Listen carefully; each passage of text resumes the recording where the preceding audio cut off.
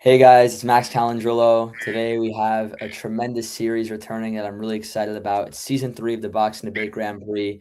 We have some great names on here. It's going to be a really entertaining tournament. This is the first round, so we have 4 debates going on today, and I'm extremely excited. This is going to be a very long one compared to the next 2 rounds, so I don't want to take too much time for the intro, but before anything, I would like for the guys on the panel right now to give us like a 30-second intro of who they are and their experience in the tournament and whatnot, and we'll move on after that. So without further ado, we'll go with our first judge of the tournament, Adam's Boxing Show. Can you quickly give us a little bit of an introduction and tell us a little bit about yourselves, guys, as well as What's going on, people? Bishop could Adam's quickly Boxing introduce Show out of the himself. DMV, DC area. Here to judge. Thank you to my man Max, and shout out to everybody on the panel, man. We're gonna give our best judging going on, so don't take it. Don't get too upset at us. Yes, sir. Cannot wait for that. It's gonna be awesome. Bishop, if you don't mind just quickly muting because you have a little bit of an echo, and then we'll move on. Thank you, brother. Billionaire Boxing TV, the man, the legend himself, the former champ. Tell us a little bit about yourself, your experience at the tournament, etc. Yo, what's good, everybody? This is BBTV, and man, I done made it to the finals twice. I lost the first one, came back and did my thing the second one. So, I hope everybody do their best, bro. Just remember, man, this is a debate where fiction can become truth, depending on how you express it. So, good luck to everybody. Awesome. Cannot wait. And before I do my next introduction, I want to let you guys know how Boxing Works is judging as well, and he's communicating with me as we speak, but the studio is full, so he'll be sending me his scores between rounds. I'll have him do his little introduction after the first debate. JJ Solomon, the Spitbucket. This guy has been very involved as well, just like Billionaire. Tell us a little bit about yourself and your experience at the tournament also. What's up, man? JJ Solomon, the Spitbucket Podcast. Follow me across the platforms. But this will be the second time I've competed in the tournament. First time I got beat by this guy, and it was an honor to compete against him. But just great dialogue. I'm looking forward to it. Give the Spitbucket a follow. Boxing, fatherhood, marriage, mental health. We cover it all. Stuff we need to talk about. Thank you so much. Really glad to have you here. Also, salute to the guys in the chat, Red Corner Boxing, Tycho TV, Stacks, etc. Mr. Neutral, Red Corner Boxing. Really glad to have you involved for the first time. Tell us a little bit about yourself and your experience in the sport of boxing. Thank you, Max. It's Mr. Neutral, Red Corner Boxing, representing the UK in this debate for the first time. I've got no experience in this. I'm looking at legends up here right now. I've been following the debate tournament with such anticipation in the last 2 seasons. So there's some great guys, and obviously those judges, I'll be coming to impress you guys. And JJ Solomon, I'm bringing the heat, but I'm here to have fun, baby. This is Sunday. This is relaxing day. Praise God. And let's just have fun. Yes, sir. Amen. I cannot wait. Super glad to have you with us today. WSGRemy, another legend in the space. How are you, brother? Tell us a little bit about yourself. You also judged a little bit in the last tournament as well, so just let people know who you are in the fight game. Hey, how you doing, y'all? I like to think of myself as almost like a scribe in the sport. I'm just like a journalist, someone who wants to cover it unfiltered. I work with Cigar Talk. I'm a correspondent there. The first one is just a 3-man team we have right now. And I'm really familiar with everybody up here's work, what they do in the sport, whether it's just debating online or actually going out to fights and covering them and everything. Shout out to everybody on here participating today. Much appreciated, brother. Glad to have you with us. Home of Boxing, the young gun himself, another man who competed in the last tournament. Tell us a little bit about yourself and your experience here. Yeah, hello. This is HomeofBoxing. This is my second time participating in this debate. I participated in the last debate as well and was able to get a good understanding of how it goes. I'm glad to be here with all of you boxing fans. I've just been trying to grow my platform on X, HomeofBoxing, pushing some of my takes and boxing news. And love talking about boxing, and happy to see how it goes in this debate with all you boxing minds. Good luck to everyone, and let's see how this goes. Cannot wait. Glad to have you with us, brother. Blunts and Boxing, another big figure that has competed in these debates. Tell us a little bit about yourself and your experience here, brother. So finalist last season, lost to a very good guy, Billionaire Boxing, but I'm back to win the title. Been watching the sport for like 20 plus years, know quite a bit about the sport, and love talking about it. do a space every single Monday about the sport of boxing. So open mic, come grab one. Thank you. Yes, sir. I'm really excited for that. Billionaire let me know he couldn't really hear HomeofBoxing. I was able to hear him. So HomeofBoxing is not debating until later anyways, and we'll sort that out by the time he competes. But thanks for the heads up for that. I hear him personally, but we'll see. JR 21511, new contestant. Really excited to have you involved, my friend. Tell us a little about yourself and your experience in the sport.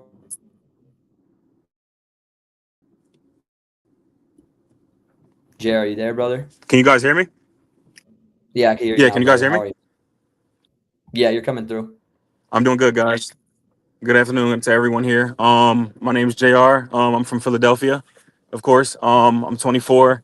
I've been watching boxing since a kid. I grew up in it my whole life. You know, my dad's a big boxing fan, so I'm 15 years in on it. And listen, I love to join people's spaces. You know, trying to grow my own platform. That's the goal.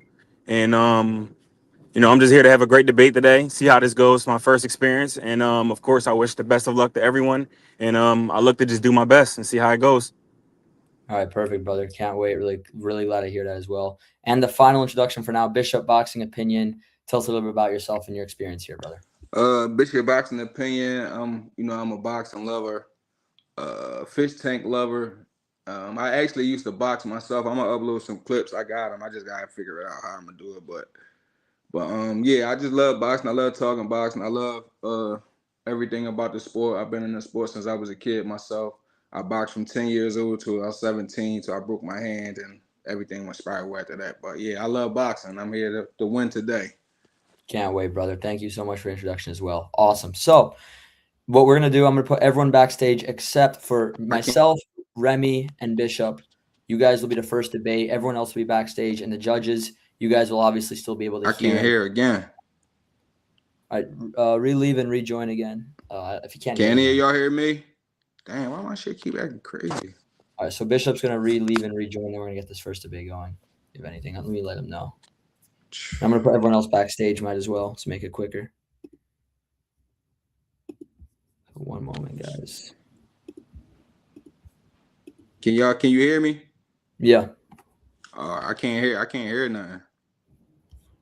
All right, so he's gonna relieve and rejoin, and we're gonna I get can't hear nothing you saying. Or if Remy talking, I can't hear him either.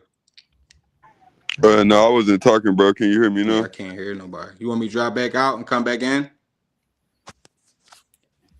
Yeah, sometimes there's some technical issues and whatnot. So Bishop's gonna relieve and rejoin. You hear me though, right, Max? I hear you fine. I heard everyone fine. I think it's just on his end, but this happened last time. He's just gonna relieve and rejoin. He's done this a few times in the past, and he's able to get it working. So once he rejoins, which will be very shortly, we'll get that first debate started. One sec.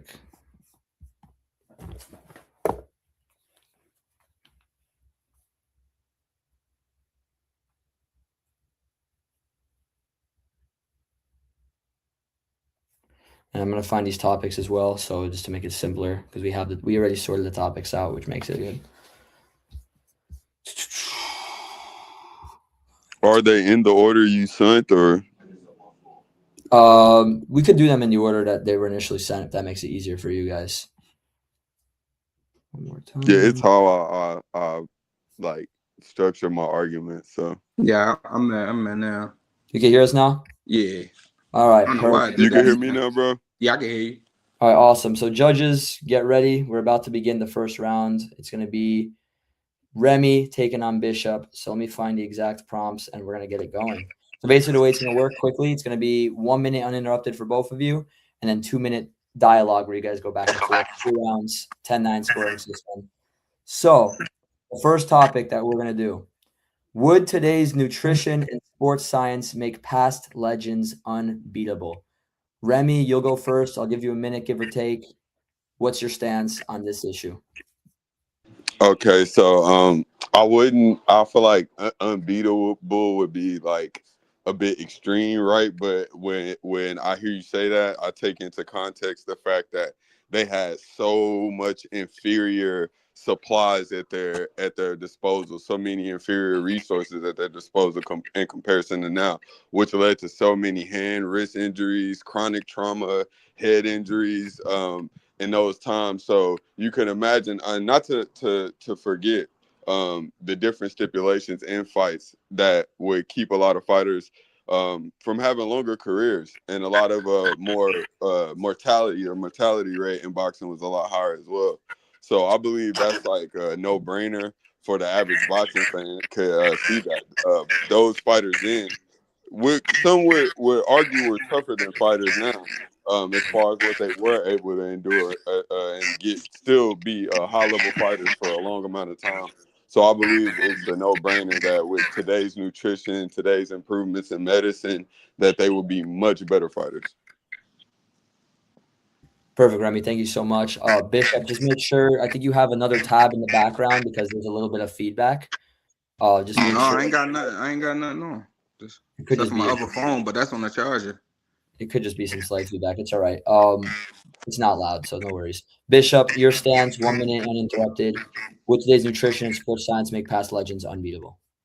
Uh, Hell no. Nobody's unbeatable, but I kind of understand where he coming from and where the question lies, because the talent from back then to now is a no-brainer, and it's like these guys today don't got nothing on them boxers from back then. But unbeatable, nah, I disagree, because nobody is unbeatable.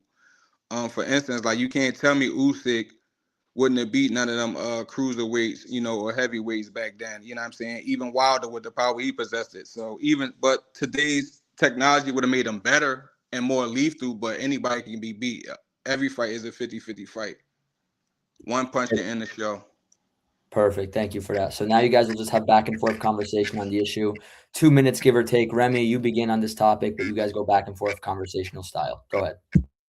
Okay, so then Bishop, I'll pose this then, so we can frame it this way.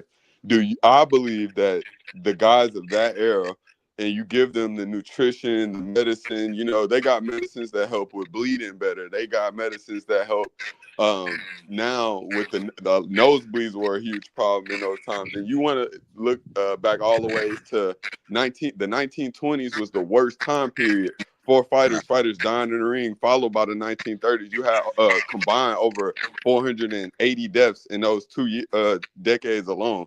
So you think about that. You believe that the peak of physical and skill in guys like Ray Leonard and the Larry Holmes of those eras, you don't believe that they could whoop some ass in these eras? Yeah, I do believe, like I said, ain't nobody unbeatable, but I never denied that they wouldn't beat most fighters.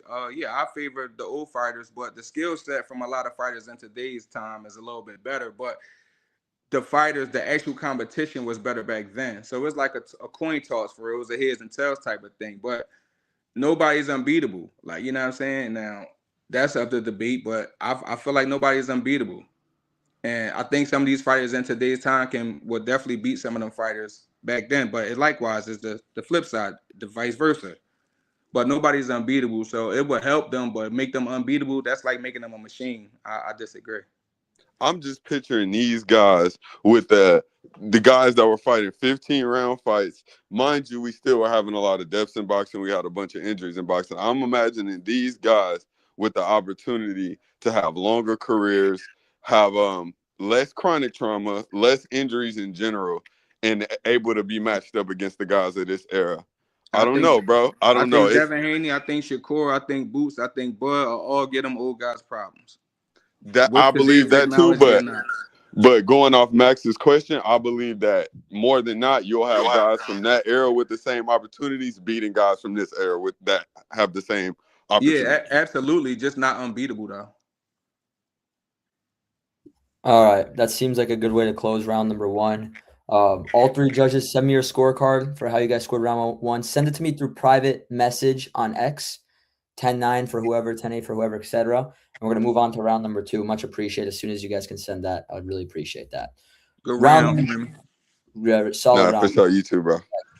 Round number two, and this time, Bishop, you're going to go first on this one. The prompt is the cruiserweight division the most underrated division in boxing? Bishop, you begin, a minute or so uninterrupted. Is cruiserweight division the most underrated division in boxing? No, because we had legends that come from cruiserweight. Jao Obata can be one. Usyk, Carlos De Leon, Vander. So Marco Huck. Is a couple. It's like it's some names. So I don't think that is like the most underrated. I think the smaller guys is the most underrated because today's you got Ja, David Benavidez, people that actually know the guys, Zordo a little bit. So I wouldn't say it's the most underrated now. It's one of the most underrated, maybe top 3. But number 1, I go for the littler guys because sometimes people don't even be knowing who NUA opponents is. Not to bring them up, but I'm using them as an example. So it's a difference where the bigger guys is noticed a little bit more than the smaller guys to me, in my opinion. Gotcha. Thank you for that, brother. Now, Remy, your stance is the cruiserweight division the most underrated division in the sport of boxing today. Go ahead. And this is of course opinion based. I believe when you have one of the longest sitting champions in Jai Opetaia having to go to Zuffa to get big fights, I believe that's a indication that the division might be underrated. But this is going to change very soon here. But I do believe it's an underrated division, especially if you look at the landscape now and going forward. When you got guys like Jai Opetaia, you got Chris Billiam Smith. Of course, these aren't just like huge names, but they're good fighters that'll have good matchups. You got guys like, Brandon Glanton getting in big fights. He's not a great fighter, but again, a good fighter. Got a lot of guys around the same level.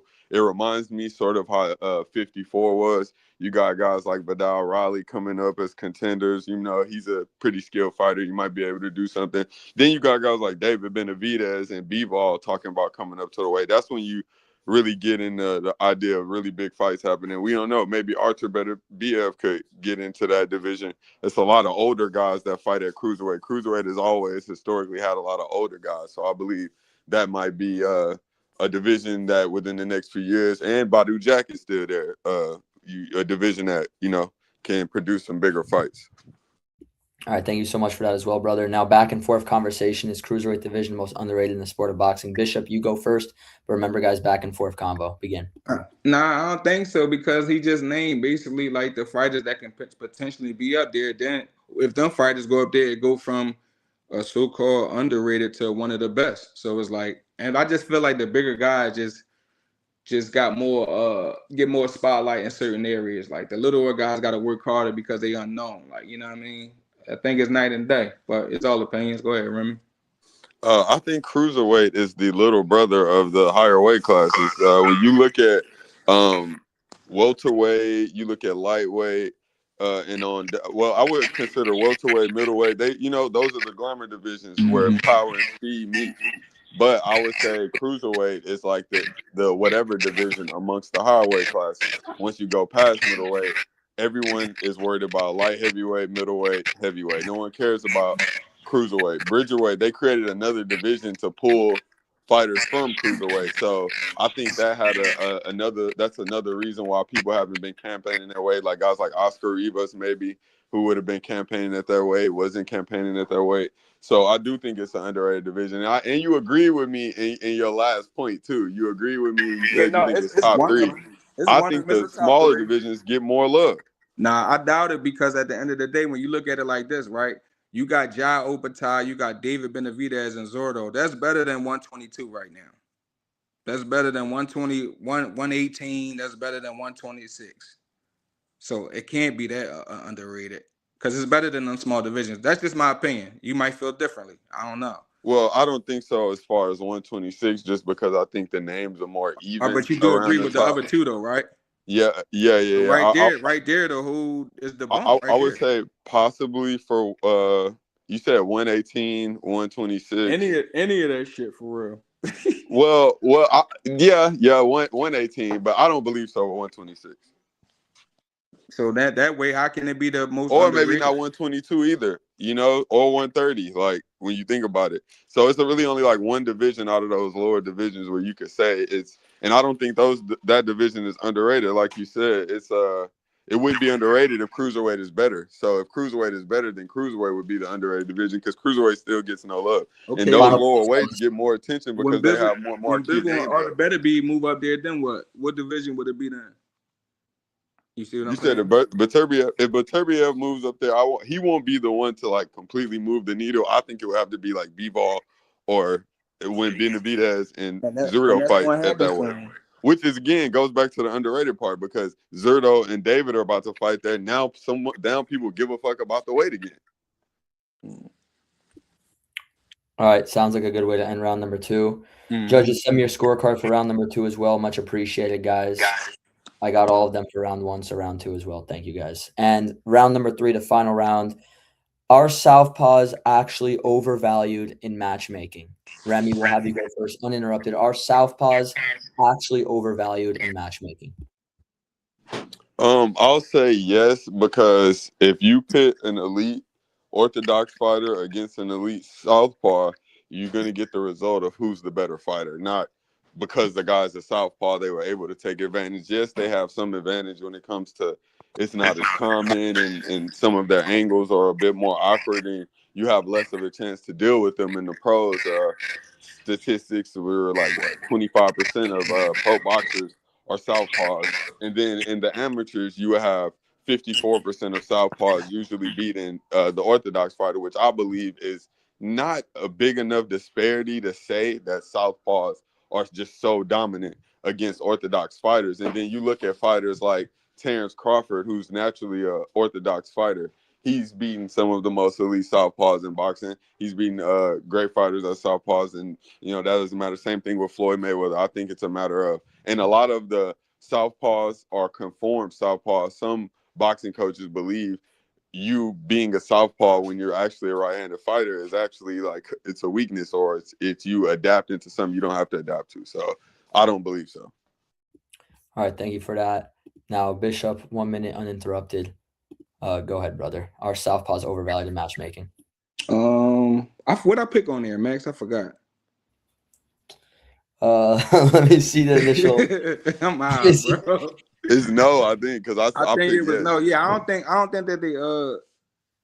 that they overrated because they rare. Like, you know what I'm saying? And I think that they get the right price that they're supposed to, because the majority of boxing is orthodox. So I feel like they rare gems in the sport, and they bring a different situation to the table, because you got to fight smarter, like with that stance, slow. And I think they more dangerous, in my opinion. So I think that they perfect for the sport. I like that they southpaws. All right, thank you for that as well. Now we're gonna have you guys go back and forth, 2 minutes, give or take. Remy, you begin. Are southpaws overvalued in matchmaking? Go ahead. I say yes, because when you think of the elite southpaws, when they win against, it goes back to what I said, when they win against the elite orthodox fighter, the better fighter just wins. There's been very few times in boxing you could go look at where two fighters who are around evenly matched, it didn't go that way. Errol Spence was a career southpaw, a real southpaw. Terrence Crawford beat him handedly. Devin Haney's a career orthodox. He beat a career southpaw, a converted southpaw in Lomachenko handedly. It just depends on the fighter. Basically what you said. I disagree. I feel like they, like I said, they perfect for the sport. You named a couple fighters that lost a match. That don't defy what the southpaw position is. I feel like the southpaw position is still like the most dangerous. This, in my opinion, they dangerous, and I feel like they supposed to get the price that they get because they stand out. It ain't a lot of them. Like you said, some of them transform into that, but I'm talking about the natural ones. Like, you know what I mean? So I disagree. I mean, the southpaws that have people shook in their boots are just elite fighters that just so happen to be southpaws to add to that. So usually matchmakers just want to get them the developmental fights before they put them in there with those southpaws. I don't think it's a matter of them being scared. It's a developmental thing. That's just It's my a opinion. little bit of both to me. It's a little bit of development and being scared at the same time. All right, sounds like a good way to end round number 3. Thank you guys for that as well. All 3 judges send me your score totals, and what we're gonna do is after I announce the winner, I'll have you guys quickly make your speeches each, and then I'm gonna have How Boxing Works also enter the studio, because he's still not in the studio because it's full. So just give me 1 moment to see the final judges' score totals. I'll announce the outcome, and then we'll move on. Good job, fellas. Thank you for both being on. Yeah, good shit, Bishop. But I ain't want to get too statty with you, because I wanted it to be like real convo. Yeah. And I felt like it went like that, like a barbershop argument. No, you my man, so it's gonna go that way regardless. That felt like hell on earth right there. Nah, for sure, bro, for sure. That fella, that's the Nah, for odds sure. guy. And Bishop, you know, you one of the first people I met on boxing Twitter, bro. I don't know if you know that. Like you like one of the I met like Artman. Artman's the one who like sent me what boxing Twitter was, bro. Yeah. Then I ended up meeting you like not too soon after. You know what I'm saying? Then a bunch of other people, bro. You always been cool, always been 100, bro. Yeah, no, I feel the same about you, bro. All right, fellas, I have the outcome, so let me quickly say it. So, first score total, Billionaire Boxing TV scores about 29 to 29 even.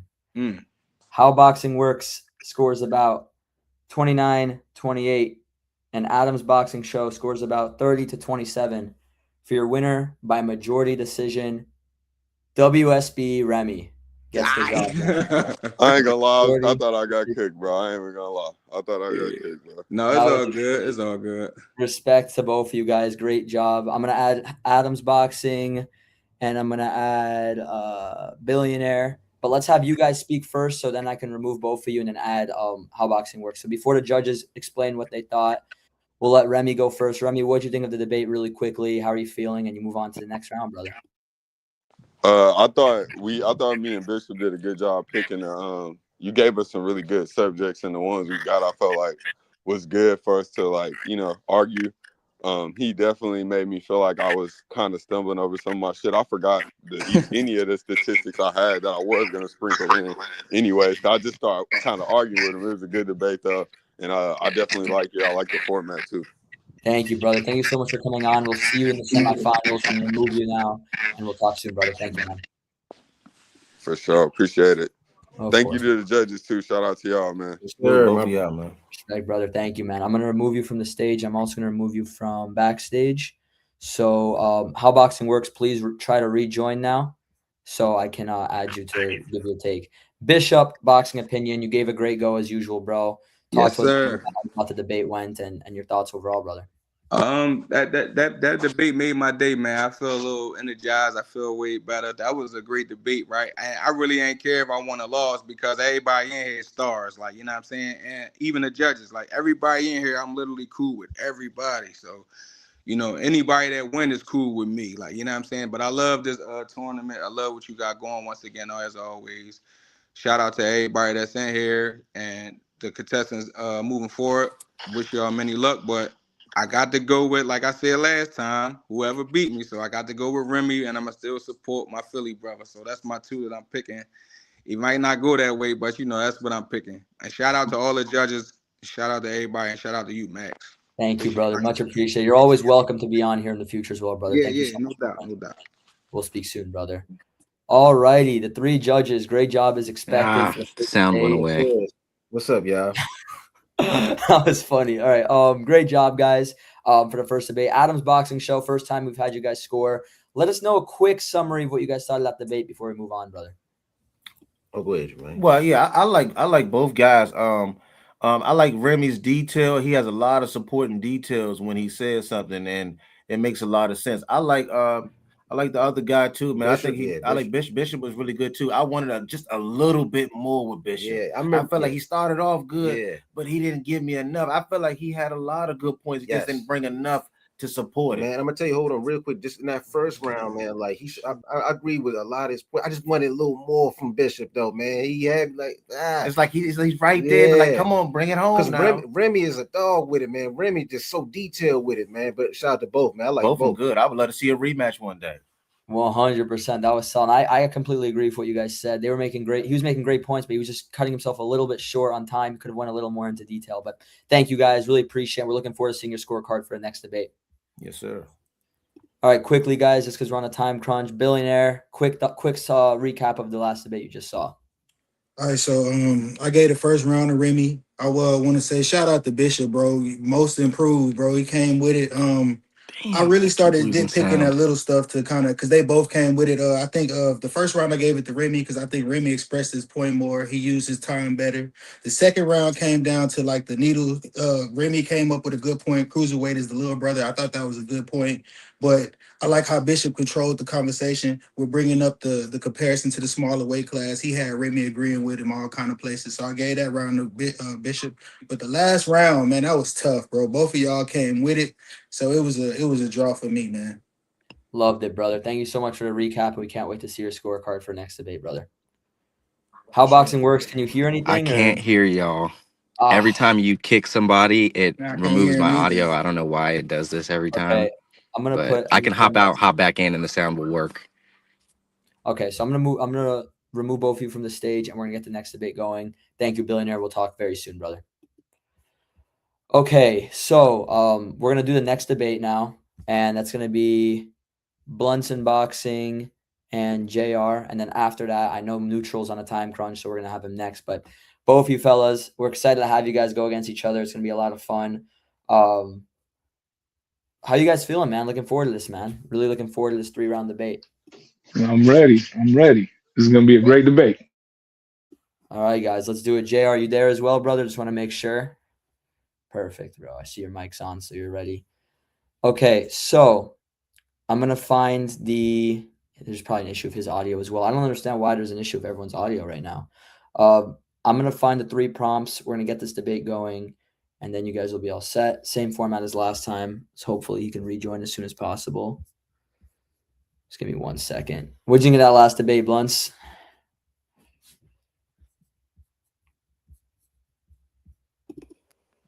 There we Can go. you hear me? Yes, sir. We're good. All right, perfect. Awesome. All right, guys. So we're about to begin. BIunts, want to make sure you're there as well, brother. And then we're going to get it going. Can you hear us, BIunts? Yeah, I'm ready. All right, perfect. Okay, so the first topic, the first prompt for this debate, BIunts, you'll go first. Same format as the last debate you just saw. The prompt is Naoya Inoue already a top 5 pound-for-pound fighter of the last 20 years? BIunts, your stance and your opinion begin in 3, 2, 1. All right. So when I think of the top 5 fighters of the last 20 years, it goes as is: Mayweather, Manny Pacquiao, Terrence Crawford, Alexander Usyk, and Naoya Inoue. And the reason being is just within the last 20 years, he's one of only 3 fighters to actually go undisputed in 2 weight classes. He's a 4-division champion, lineal champion in 2 divisions. And if you look at it, what he's doing is historical stuff. He's the first undisputed champion to defend his title 4 times in a calendar year since Muhammad Ali. Damn, who would consider that? Ironically, too, he's the first time since Larry Holmes to defend the lineal title 4 times in a calendar year. So Naoya Inoue, without a doubt, is a top 5 fighter within the last 20 years. Thank you so much, brother. JR, give us your stance. Is Naoya Inoue top 5 pound-for-pound fighter in the last 20 years? 1 minute or so, give or take. Begin. Yes, sir. I believe that he is not top 5 pound-for-pound fighter. I believe top 5 within the last 20 years, from 06 to now, would have to be Floyd Mayweather, Manny Pacquiao, Crawford, Usyk, and Canelo Alvarez. Now, my reason as to why I don't believe is because his level of competition, I've got to say it. All right. Yeah. Impressively. He's a complete fighter. He has dominant skills. But when you look at his resume and his level of opposition, it's not very elite.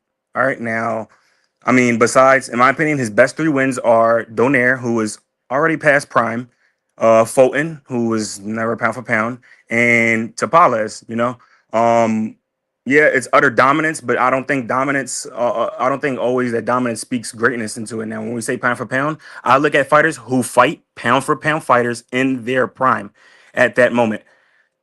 I mean, Picasso, his resume trash. It's cab drivers. MJ, 14 fights before he fought Inoue. Yeah, he was dominant, cool, but for me, it's about the competition within the division, and the competition in these divisions aren't very peak. Now, for him to get there, I believe if he goes up and beats Shushu and he beats Bam, who's also pound for pound, if Bam comes up, and if he gets past who he's about to fight now, I believe who is Junto, sorry. I think at that point we can start to consider top 5. But at this moment, I can't. His accolades, they're great, but the opposition, it doesn't speak well to me. It doesn't equalize for top 5. And when we say 4 division champ, I'm sorry, go ahead. No, go ahead. Last point, my bad. Oh, and I understand he said also 4 division champion. I put Canelo in there because Canelo is also a 4 division world champion as well, and the first undisputed super middleweight champion. So that's all, Max. Thank you, brother. Awesome. Great points from both. Now we'll have you guys go back and forth. Blunts, you begin. 3, 2, 1. Go ahead. So when we talk about level of opposition, I mean, one thing I want to say is that you and I both agree on the top 4.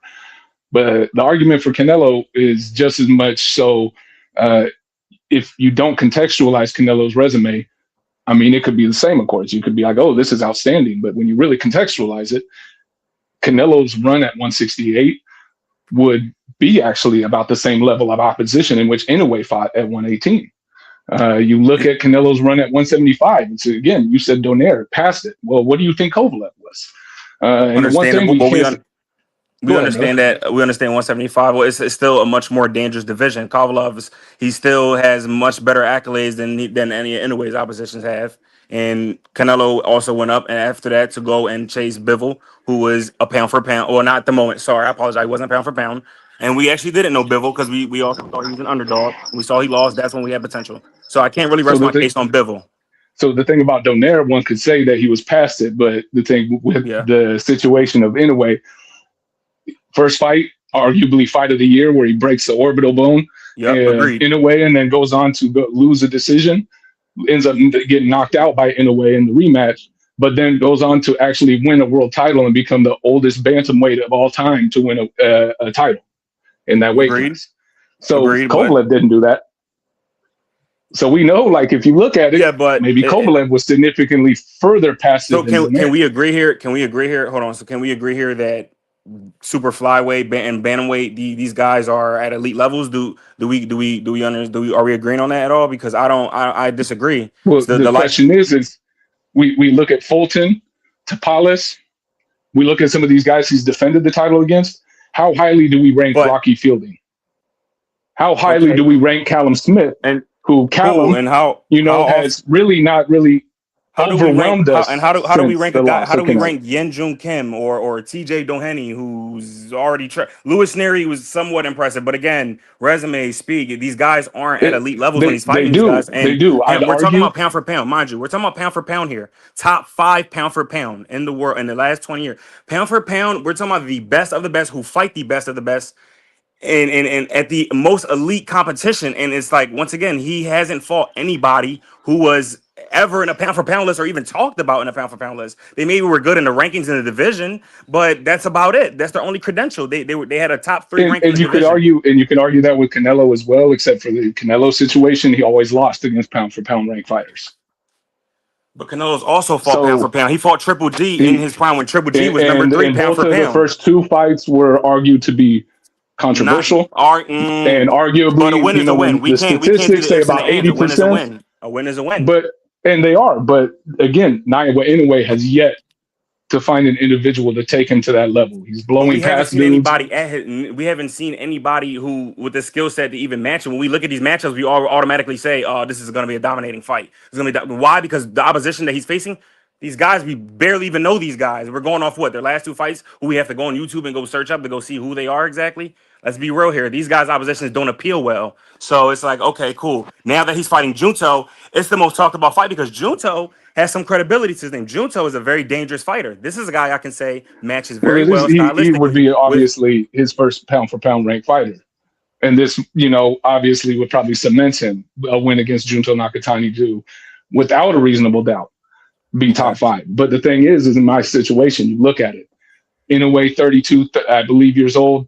He is or has shown to have such a dominance about him within the lower weight classes, which were often argued to sometimes be some of the most skilled fighters.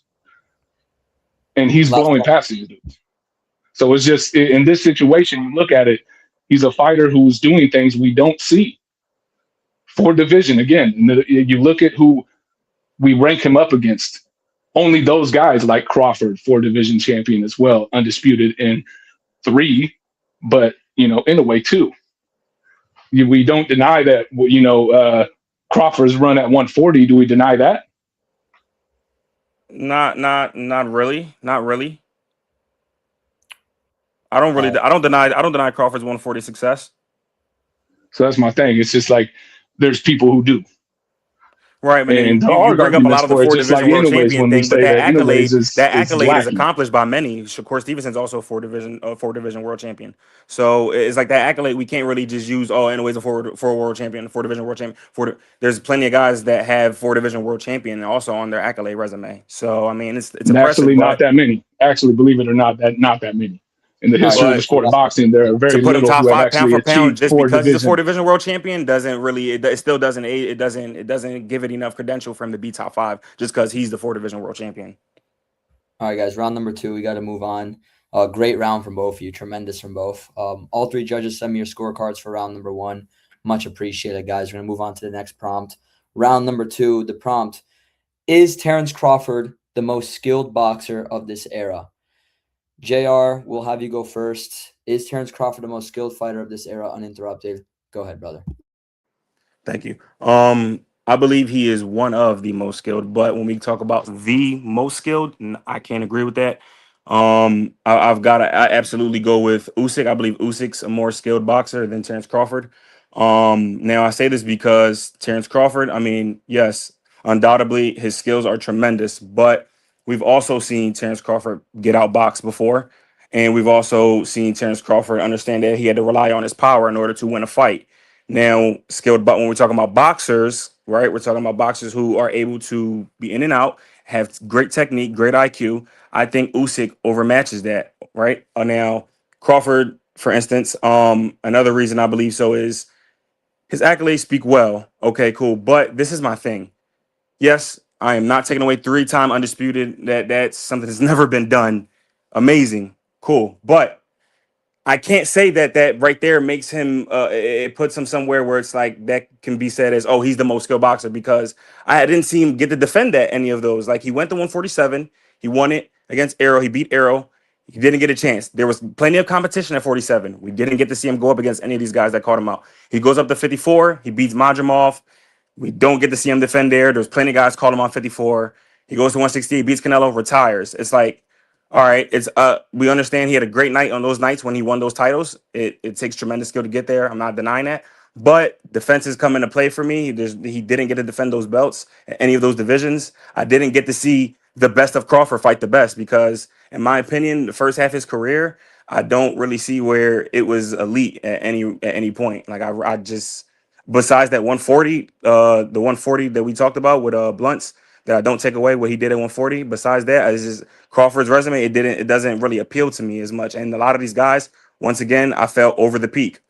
I felt like they were just over the peak. Canelo, we already knew he was degrading from his last 5 fights before he fought him. He was degrading. He was very degrading. And we can't say that Crawford was a big underdog because there was plenty of people who had Crawford winning that fight. 154 Majimov, he arguably won that. A lot of people thought Majimov won it. I believe he won it. So it's like these wins are credential, but not to the biggest extent. So that's why I believe. Thank you, brother. Now, Blunts and Boxing, your stance on this take. The prompt, is Terrence Crawford the most skilled boxer of this era? Uninterrupted, begin. So, most skilled boxer of this era, yes. When you look at it, his accolades speak for themselves, but also his specific style. Sometimes it's hard to explain the difficulty of being a switch hitter in boxing, but we're talking about arguably the greatest switch hitter in the history of our sport. And switch hitting, there's so few have ever done it and done it successfully at the elite level that tells you how much of a skilled fighter he truly is, because how difficult that specific style is. Mixed in with his being a 5-division champion, undisputed in 3, 4-time lineal champion. And I want y'all to understand how few fighters have actually become a 4, if not 3-division lineal champion. And not just that, I mean, we're talking about a dude at one point, went 6 years, a 6-year KO streak at the highest level of the sport. So this is one thing, when you look at it, he's undeniable. He's the only fighter. And I want to really kind of explain this and do this correctly. He's the only fighter to actually jump 2 divisions without a fight in between and beat the undisputed lineal champion. Only person in the history of our sport to actually do that. Have fighters jump 2 divisions and beaten the champion, yes. But to beat the undisputed number one in the 4-belt era, 3-belt era, only person to ever do it. Thank you, brother. Thank you, brother. So now we're going to have back and forth conversation, 2 minutes or so. We'll try not to go too much over time because the next debate, there's a little bit of a time crunch as well. JR, you begin. You guys go back and forth. Go ahead, guys. Yes, sir. Thank you. You talk about the 6-year KO streak, understandable, but who's the guys he's knocking out? Guys like who? Thomas DeLorme, Beltran Raimundo, John Molina Jr., Felix Diaz. Guys are all cans, brother. I mean, the 6-year KO streak, it doesn't mean much. It doesn't speak much highly of them. And switch stancing, I absolutely agree. It's a skill technique that not all boxers can master. But we've also seen Usyk go into a division where he's not even true to his body, isn't even true to that division. He's not even a true heavyweight. He overcame size with a guy like Tyson Fury and was able to show how boxing can overclass strength and whatever else you want, power, whatever else you want to call it. Everybody knew he's completely small for heavyweight, and he dominates these guys. He dominates them. So one second, I just want to let you know, he's not a small heavyweight. In fact, Usyk would be what you would consider to be an average size heavyweight in the history of our sport. If you're talking about entering we're more of the age of taller, but look at who currently is entering the heavyweight top 5 pertaining to the younger guys: Caballero, Itoma, Sanchez, Torres. All these guys are actually 6'3", 6'4". And that's only an inch away from only an inch away, and born into the heavyweight. They were already made into the heavyweight division, though. They weren't guys who started off in smaller weight classes and worked their ways up. Usyk had to really build that weight up over the years to even try to attempt to go to heavyweight. So I understand the drive to want to push Usyk in because what he has done is impressive as well. Yes, but when you look at it based on the accolades, this individual, when we talk about Terrence Crawford, did things we have never seen since pretty much we're talking pre-40s. We have never seen an individual become a lineal champion in 3 of the major divisions. Not major, sorry, 168 wasn't a major division. But to be able to do something like that, that's what we see from Henry Armstrong. He's literally in the talks with an individual like that, who is often considered top 5 pound for pound ever. So wait, he's doing achievements like that. So Usyk's cruiserweight journey, when he won cruiserweight, when he became undisputed, was he highly favored in that fight when he fought Murat? If I remember correctly, actually, yes, he was actually favored. Are you sure? Because Murat was a guy who was coming in and he was considered the most dangerous cruiserweight. He was considered the most dangerous cruiserweight. He didn't just beat contenders. He actually was still a gold medalist at heavyweight. And was entering the scene, had beat Michael Hunter very convincingly. And Michael Hunter was actually on the American scene being pushed as being the next big thing at cruiserweight. And he completely dismantled Hunter. But and while I agree, we don't have to question Usyk's wins. He doesn't have any controversial wins at all. And neither does Terrence really.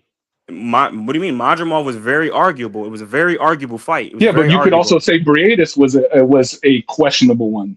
And in fact, there was a percentage of people, or even some journalists, who had argued Briedis had won that fight, just like Madrimov.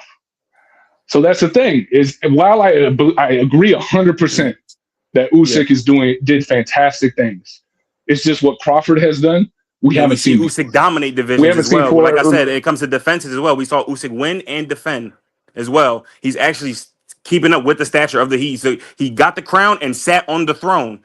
Terrence gets the crown. He doesn't sit on the throne. He doesn't control. You know, he won and left. That's it.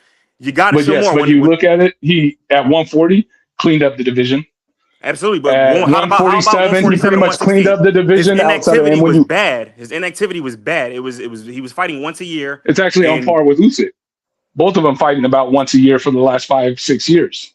But okay, understandable. Agreed. You're right. Absolutely right. But once again, The stature of it is he's not actually defending the crown at the division. You're winning the belt and you're leaving. You're winning and vacating. Winning and vacating. You No, can't. what he did There's was he was no cleaning out the legacy division. comes with He legacy. cleaned out the division. He's Usyk at He heavyweight. did not He clean out didn't clean it 147. out. He did not clean out one. He didn't even fight He pretty anybody much besides cleaned out 147 at that point in time. The only person who was around at that point in time was Boots, because who had after he not fought even Arrow, Tim achieved Tszyu at anything the at the time was sport. in his look. Tim Tszyu was on fire at the time. Tim Tszyu was That's killing everybody. Tim 154. Tszyu was That's calling him out at 154. 47. He didn't give Tim Tszyu a But we're chance. denying him moving up to fight a pound for pound fighter and moving up two divisions instead of so my fighting bad. Tim. After Arrow went up to Madrimov, okay, and he had who was calling him out at 154. He had plenty. Charlo. He didn't want to fight Charlo. Charlo, who has amazing accolades at 154, and who's also undisputed at 154. He didn't fight Charlo at all. Just automatically won against Madrimov and went along and went to 168. He's once again, there's contenders in the division who deserve shots, who we know have the skill set to potentially make it a good match with Crawford, and he didn't sign the contract and fight any of these guys. See, at this point in time, we're getting into semantics. The argument is he the most skilled fighter? And what he has done pertaining to the history of our sport, skill is not defending the undisputed titles. What he's done, opposition. Skill is opposition. We haven't seen in almost 60 to 80 years. That's how long ago we saw somebody become a three.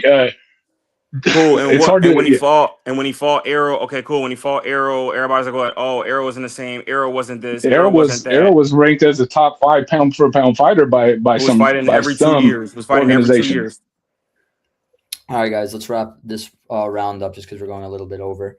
Yes, sir. Good stuff, brother. Yeah, good stuff from both of you guys. Judges, send me your scores. We're gonna do our final round. Just give me 1 second to see all 3 judges. And the final prompt, and I'll try to make it a little bit quicker for the back and forth. Let's try to keep it at 2 minutes for the back and forth. Is Anthony Joshua mentally fragile at elite level? So the prompt is Anthony Joshua mentally fragile at elite level? Blunts, you begin uninterrupted. Begin. So no, he's not mentally fragile. The thing is, at the most elite level, what we've seen Anthony Joshua do is show composure. We've seen him be able to show mental strength in the face of a loss, getting knocked out. We saw him come back and win a 11-1 championship fight to win his titles back against Usyk, a gold medalist.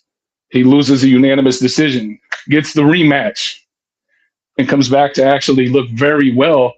And at times, in some people's eyes, did extremely well and could have argued to have won that fight.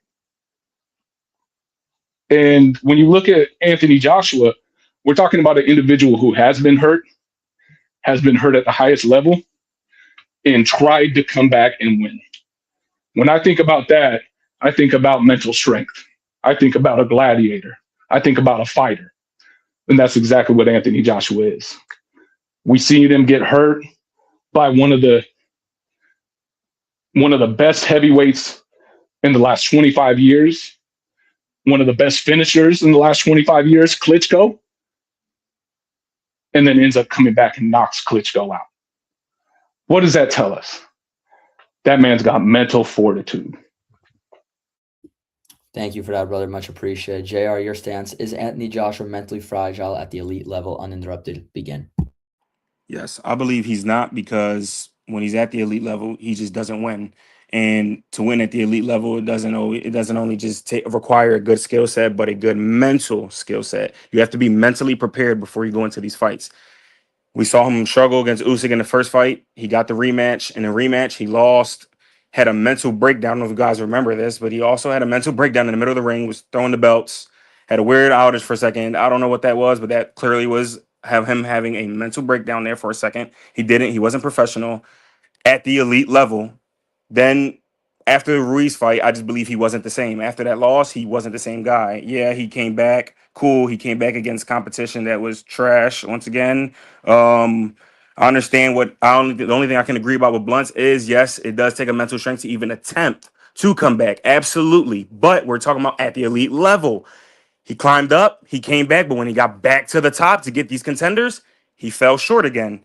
Again, and then you see Daniel Dubois, he goes into the fight. There was some good chit-chatting going on. That's a mental game going on there. He gets into the ring. What happens? He goes in there very aggressively, and loses in under 8 rounds. It's as clear as day to me. It's a short case. It's proven right there in the tape. Anthony Joshua at the elite level, he's not mentally prepared. All right, thank you for that as well. So the time on the top left, 54-15 to 56-15, 2 minutes on the dot. Back and forth conversation. Blunts, you begin. Go. So it's just with my thing. I think we've seen him come back or attempt to come back so many times at the elite level from getting dropped, getting hurt, losing. That takes mental fortitude. That takes mental strength to have such belief in yourself that you know that you can win, that you know, or I believe you are a better fighter. That's what mental strength is. That's what mental fortitude is. So with Anthony, we've seen Anthony get hurt a lot, but he always came back. He always attempted to come back. Agreed to that point. I agree. I absolutely agree to that. But I mean, I feel like he's also given up in himself. Sorry about that. He also has given up in himself in fights as well, I believe. I mean, and again, once again, like I said, he went into the Dubois fight just overly aggressive. It showed from, once again, they already were getting into it very deeply before the fight. It was some big tension going on. They get into the ring. Actions speak louder than words. He gets in there. He's just throwing bombs. He looks sloppy. He gets dropped. Okay, mentally he gets up, but then mentally again he goes right back down and he gives up on himself. When you get down and you get the 10 count, you're mentally not prepared to pick yourself back up again and continue to keep fighting. So this is my thing. If you look at the Ruiz and the Dubois fight, okay, you can't come back when you're knocked the fuck out. Pardon my language. I know there might be children listening to this, but my thing is you just can't. It just takes an individual in the first place from an equilibrium shot versus Ruiz, where we saw him attempt to get up, even though his body pretty much and his legs gave out on him. And the fact he tried to fight through that speaks volumes to me. Because equilibrium shots are some of the most dangerous shots in boxing. They are, absolutely. So absolutely. That's the thing. We can't, and that's the thing, even with Dubois, and again, agree with you. It's just like, yes, a lot of shit talking occurred. He allowed that shit talking to get to him a little bit. Agree. That's a but mental when it comes to being a fighter, though, so what about he got the time hurt gap several times in that first round? And what then about the time he has to recover within the round? When he gets dropped in the round, he gets up, he recovers for 2 rounds. I believe he's woken back up again, and then he gets in and he gets shot down again. Mentally, yeah, but mentally that was him getting knocked out. That dude hit face first into the canvas. We just saw that with Nick Ball, and he like. Yeah, against Dubois. He almost went face first into the canvas, if I'm right. But up everything. Yeah. And we knew you can't get up from that.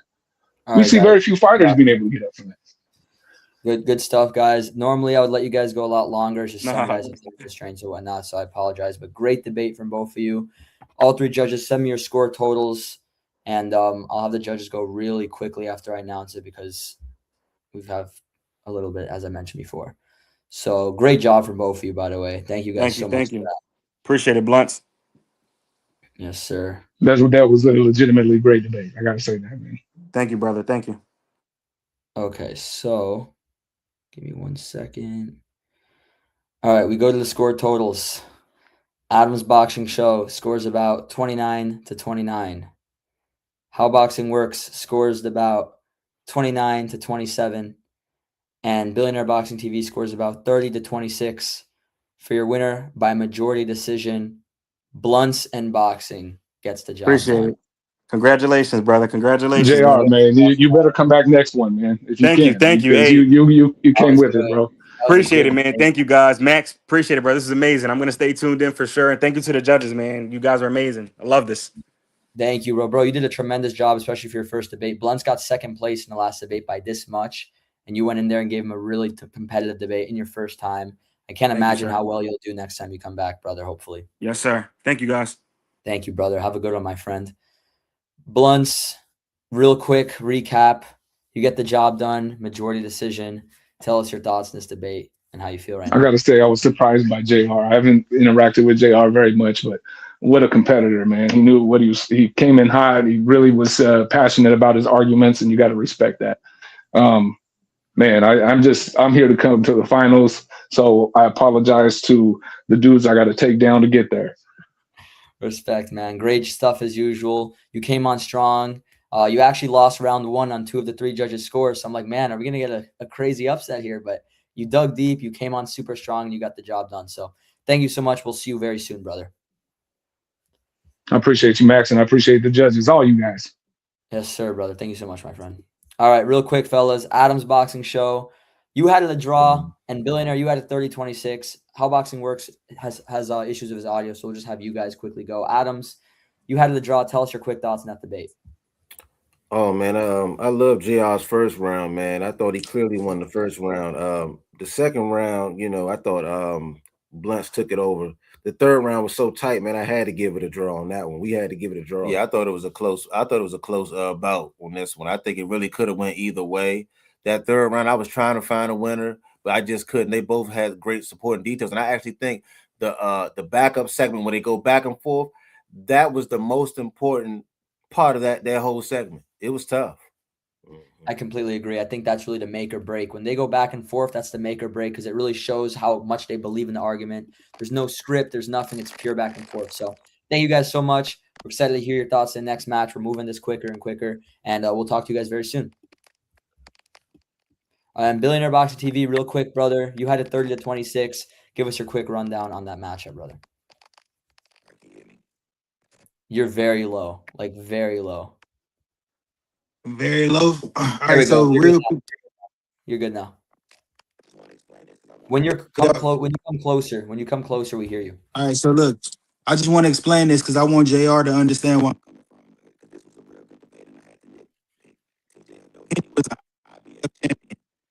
You're cutting off a lot now, bro. Yeah, damn. Man, all right. So so real quick, Louis Neary was the former two-way champion. Out of 32 professional fights in a way, half of them were champions. Okay, that's why. So I gave the first round to Blunts. The second round, he kind of just went way off topic, talking about heavyweights and all, and like tangling with Blunts in those areas. So I gave and Blunts was able to express his argument way better. So I gave that one to Blunts. The last round, Joshua, he started early. He gave Dillian White his first defeat, Dominic Breazeale his first defeat, and Charles Martin his first defeat way back 10 years ago. So I think Blunts was able to describe the mental fortitude of Joshua way better as far as him being at the championship level. How he loses and how he gets hurt in between rounds, it didn't really matter to me. So I gave that one to Blunts as well. Thank you, my friend. We're really glad to have you judging these, brother. Great stuff. Great recap. We're going to have you for the next one. Talk to you very soon, my friend. Okay, next debate. This is one I'm really looking forward to. This one's going to be a lot of fun, man. I mean, when I made this matchup, I'm like, it's kind of unfair because you guys can both easily win an entire tournament, but it ended up being you guys against each other, and I'm extremely excited for this one. Neutral corner, JJ Solomon, the Spitbucket. Judges, get ready for this one. You guys are going to have to pay extra attention. Looking forward to this one, guys. Let me get the prompts ready for you, and we're going to get this debate started. Is audio coming in? Everybody hear me all right? Yeah, you sound good. Neutral, how you coming in, brother? I can hear everyone just fine. Perfect. Awesome. You sound good. Luck, Mr. Neutral. Excited. Good luck to you, Gigi, and have fun, mate. Likewise, sir. All right, fellas. First topic of the day. We'll have JJ go first on this one uninterrupted. The prompt is the lightweight division the most talented division of the last decade? JJ Solomon, your stance, your opinion, uninterrupted. Is the lightweight division the most talented division of the last decade? Begin. All right. I just want to make sure that we're all focusing on the topic at hand here. It's the most talented division of the last decade, not necessarily the most efficient in terms of matchmaking. But just a couple of things I want to point out. We're talking about a whole decade, but just from the time crunch from 2019 to 2022 alone, the lightweights had Loma, Teofimo, Devin Haney, Tank Davis, Ryan Garcia, and I'll throw Cambosos in there, all ranked inside the ring top 10 ecosystem, overlapping points there in that 3-year time period. That's six, 7 world level fighters in one talent pool, and many of them under the age of 30. Several of them unified. We've seen the undisputed piece of it. Guys, that's not even including Shakur Stevenson, the new wave. That's not including Keyshawn Davis, not including Raymond Murataya. Neutral, I know you and I have had conversations about Schofield, who currently is ranked number 19 by the WBC. ranked number 7 by the WBO. That tells you it's a gigantic talent pool, and you and I think the world of Schofield. Abdullah Mason, elite level prospects, champions that bringing it to the next cycle.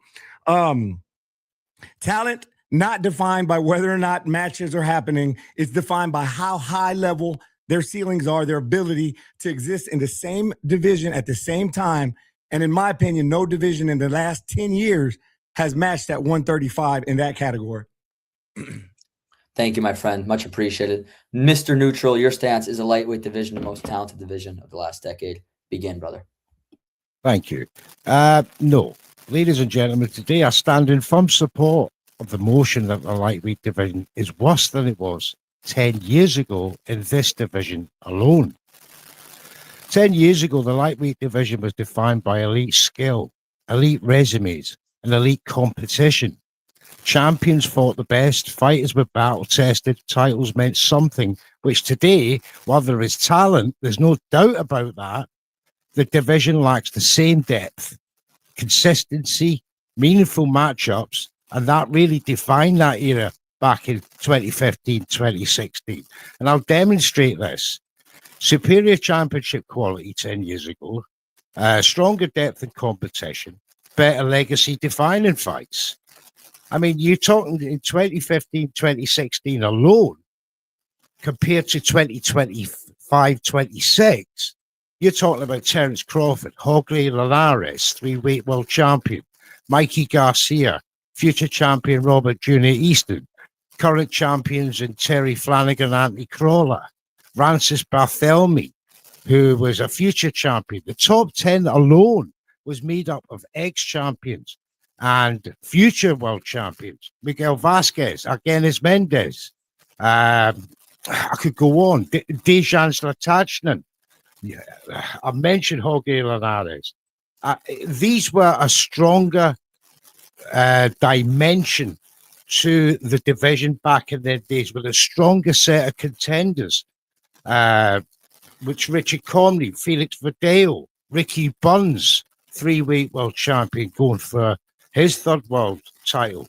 He achieved it in 2016.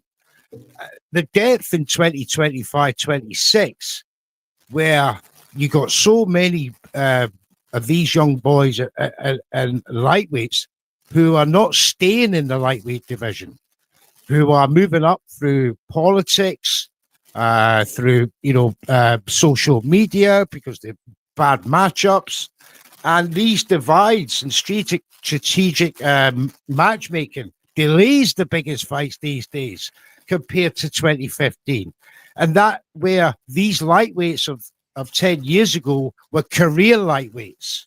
Final points, you had that. Now, I just want to say in conclusion that 10 years ago, the lightweight division was deeper, more unified, and more battle-tested. Champions consistently fought credible challenges. Contenders were seasoned. Legacies were built inside the ring.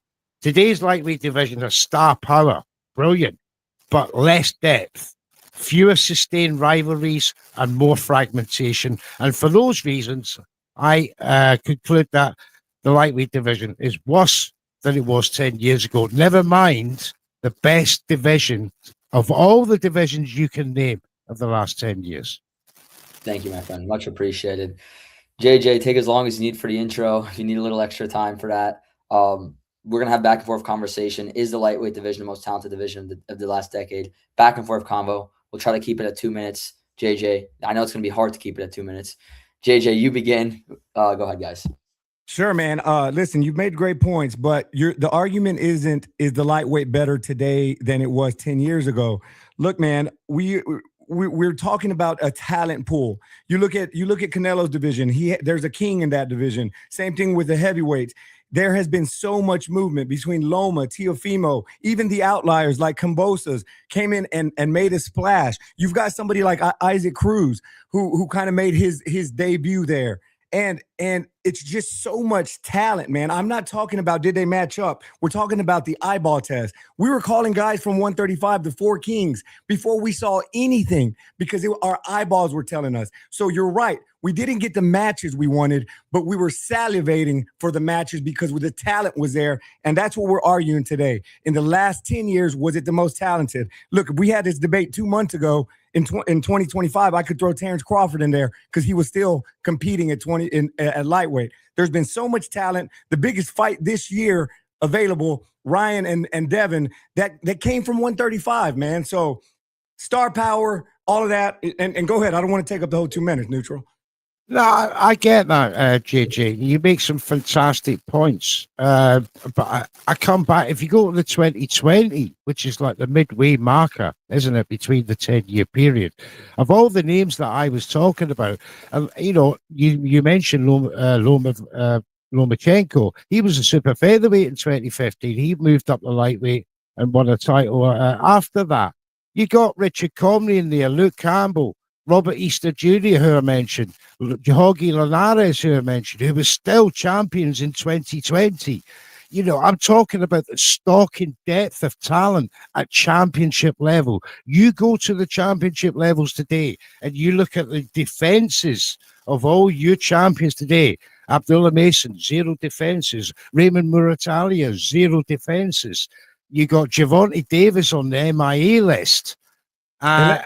And you haven't even got a WBC champion at lightweight. We had Mikey Garcia jump up and wait before Loma hit the scene. Before we talked about Shakur and those guys, Mikey Garcia jumped unproven. Up and gave Errol Spence a run for his money. I wouldn't say a run for his money, but we all expected Mikey to get flattened, and he put up a hell of an effort in 12 rounds against a top 5 pound-for-pound welterweight champ. So all I'm saying is that we can't ignore Loma, Tio, Devin Haney, Tank, Pitbull Cruz, Mikey Garcia, Floyd Schofield, Abdullah Mason. The talent is endless in the last 10 years from the lightweight division, and that's my case. I agree.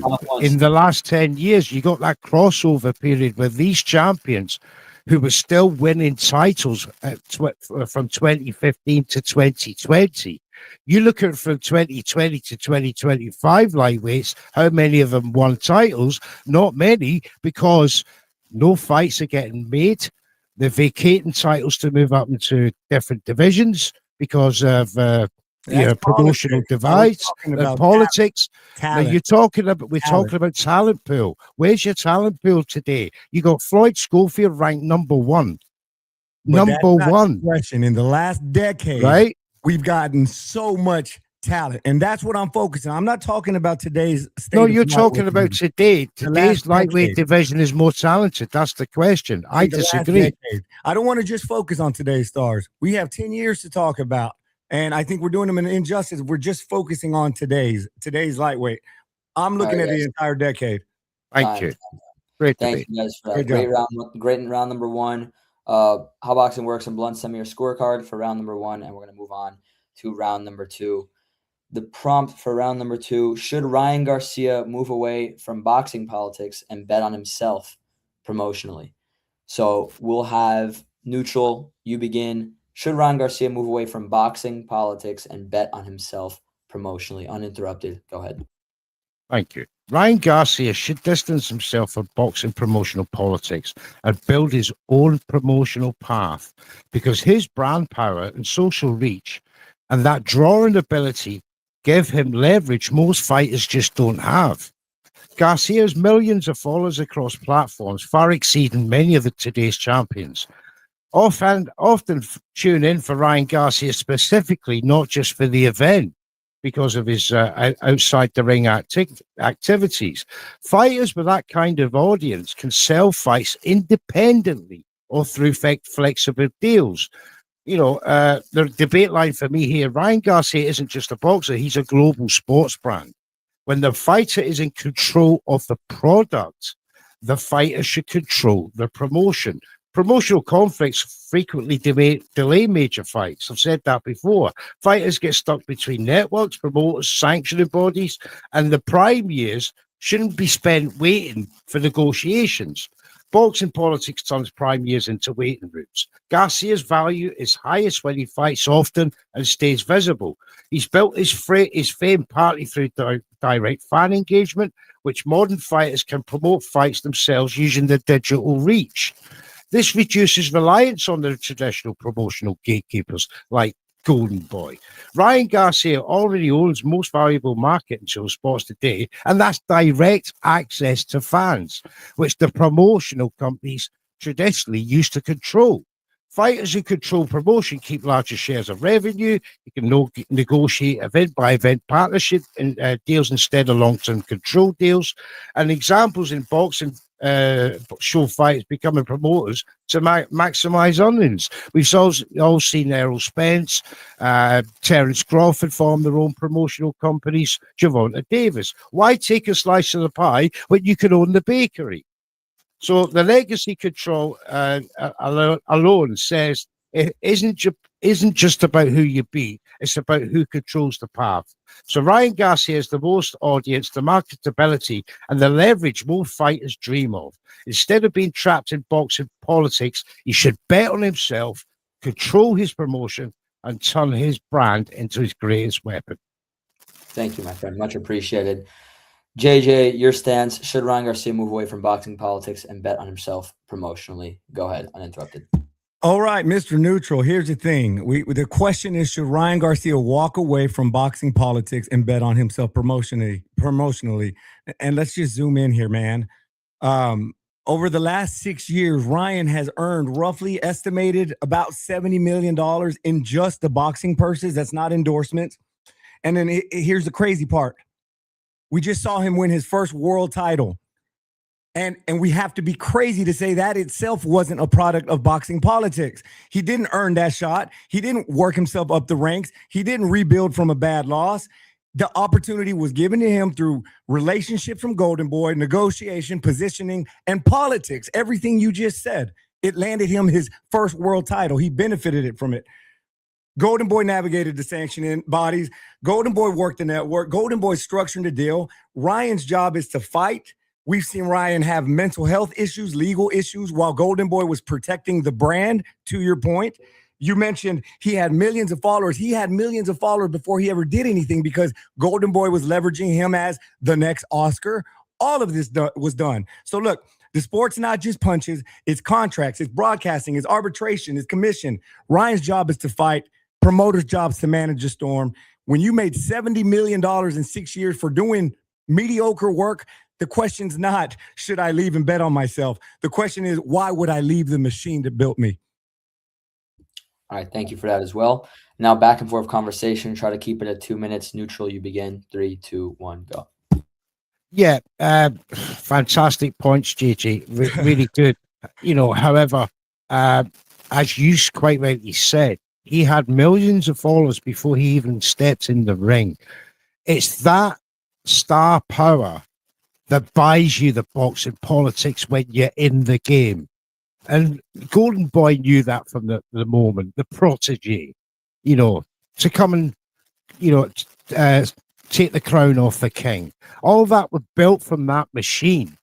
But where was the static period? And now where they're at now, where they virtually hate each other.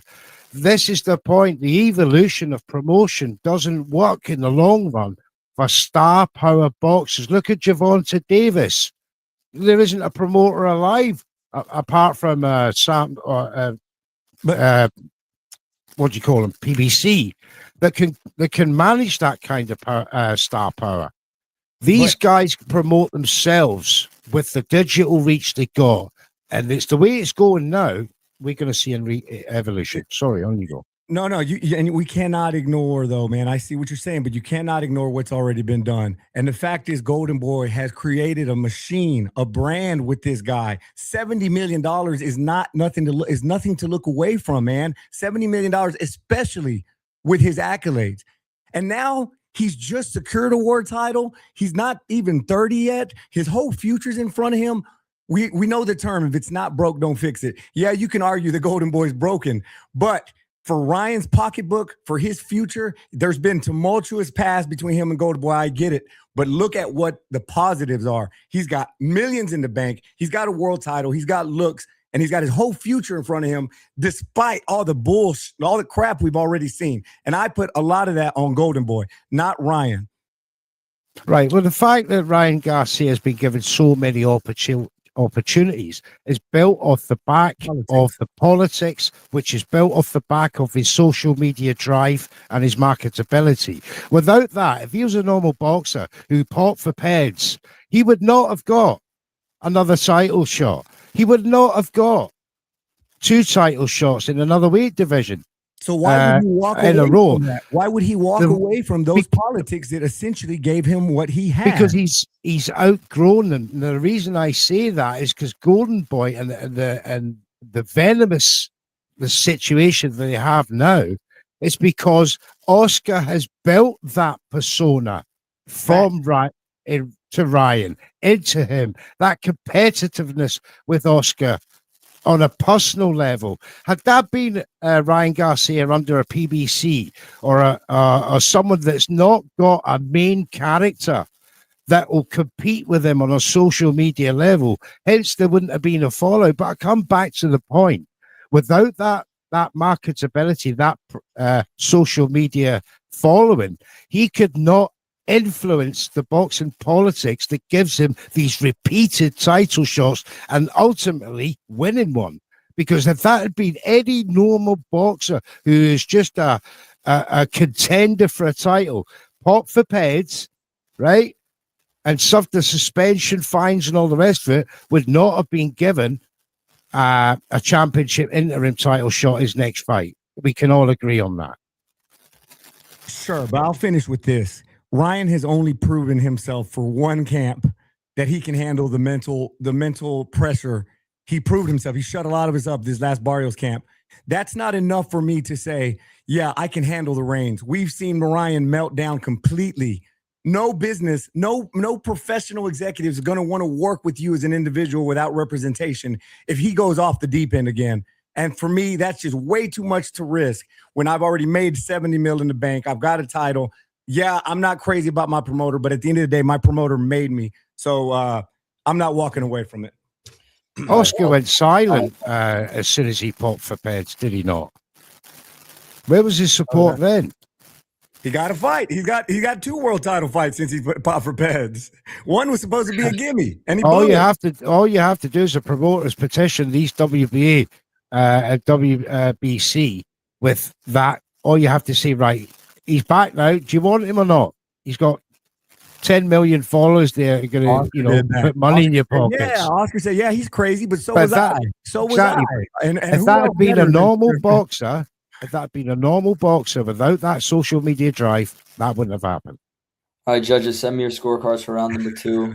Great debate once again. Love it. Great stuff, JJ. Man, you're pushing me, man. I'm on the ropes here.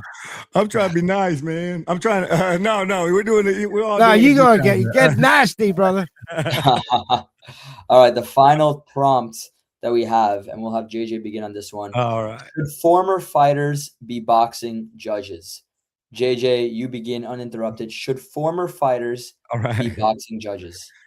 All right, guys. All right, man. Look, I respect these boxers. I love them. But former boxers should not be professional judges. Look, judges are supposed to be neutral, invisible, emotionally detached. And fighters are trained to be the exact opposite. They're emotional by design. They're prideful. They're wired to believe they win every close fight. And essentially, at the end of the day, that's what makes them who they are. Look, they also live in the spotlight. They build brands. They thrive on controversy. Judges are supposed to stay away from all of that. A good night for a judge is when nobody knows their name. There's bias. Boxing is a small world. We all know that. They share gyms, share trainers, share promoters. Even if a fighter tries to be fair, the perception alone is damaging the credibility of the sport. And then one last thing that nobody will probably talk about, distractions on fight night. If there's a former world champ on ringside judging, fans aren't going to leave them alone. They're going to want photos, autographs, attention, talking shit, all that type of stuff. Judges need quiet focus. They don't need pictures. Nobody gives a damn about taking a picture with Steve Weisfeld. Refs, managers, coaches, everybody else, yes. And then let's just not forget, Tyson Fury still thinks he beat Usyk. Canelo thought he won that first fight against Triple G. Teofimo said he beat Kambosos 11 rounds to 2, which doesn't even add up. Timothy Bradley still agrees with the judges from one of the worst decisions in the last 20 years. All great fighters who I respect, but they cannot count. They cannot do math. And I think judges are there to decide who won. Yeah, there's problems with it at times, but the judges are the pros, and I say we leave it as is. All right, thanks, JJ. I was cracking up when you said no one wants a picture of Steve Weisfeld. That was funny. All right, thank you for that. Neutral, uninterrupted, your stance. Should former fighters be boxing? Thank you. Okay, I'm not going to take the comments of boxers like Tyson Fury while they're still boxing. Well, look, boxing is a highly technical sport. Judging requires understanding not just what punches are thrown, but in which punches are actually landing. How fighters control the ring, how tactics are developed, how ex-professional boxers have first-hand experience of these elements, which makes them better equipped to judge fights accurately. Ex-professional boxers understand the mechanics of boxing in ways non-professionals cannot. They know the difference between punches that land cleanly, punches that are blocked or ineffective. They also understand defensive techniques like slipping, rolling, and parrying. Because of this deeper knowledge, former fighters are most likely to score rounds based on the official judging criteria rather than visible activity. Professional fighters understand how fights develop over time. They recognize tactics such as setting up traps, conserving energy, or controlling the pace of a round. A non-boxer might see few punches and assume a fighter is losing the round, while an experienced boxer may recognize that the fighter is controlling the ring and landing more effective shots. We've seen that many, many occasions. Some argue that ex-boxers might favor certain styles of fighters. However, judges are trained to score fights objectively, regardless of their background. Bias can exist with any judge, whether they have boxed or not. And what matters most is understanding the sport being judged. Being a judge, being a good boxer doesn't mean being a good judge. I know that. And it's true that fighting ability does not automatically make someone a great judge. However, judging training can be taught, and while years of ring experience cannot, it is easier to train an experienced boxing judging rules and than to teach someone without boxing experience the deep technical understanding required. So in conclusion, the ex-professional boxers bring valuable technical knowledge, tactical understanding, and real fight experience.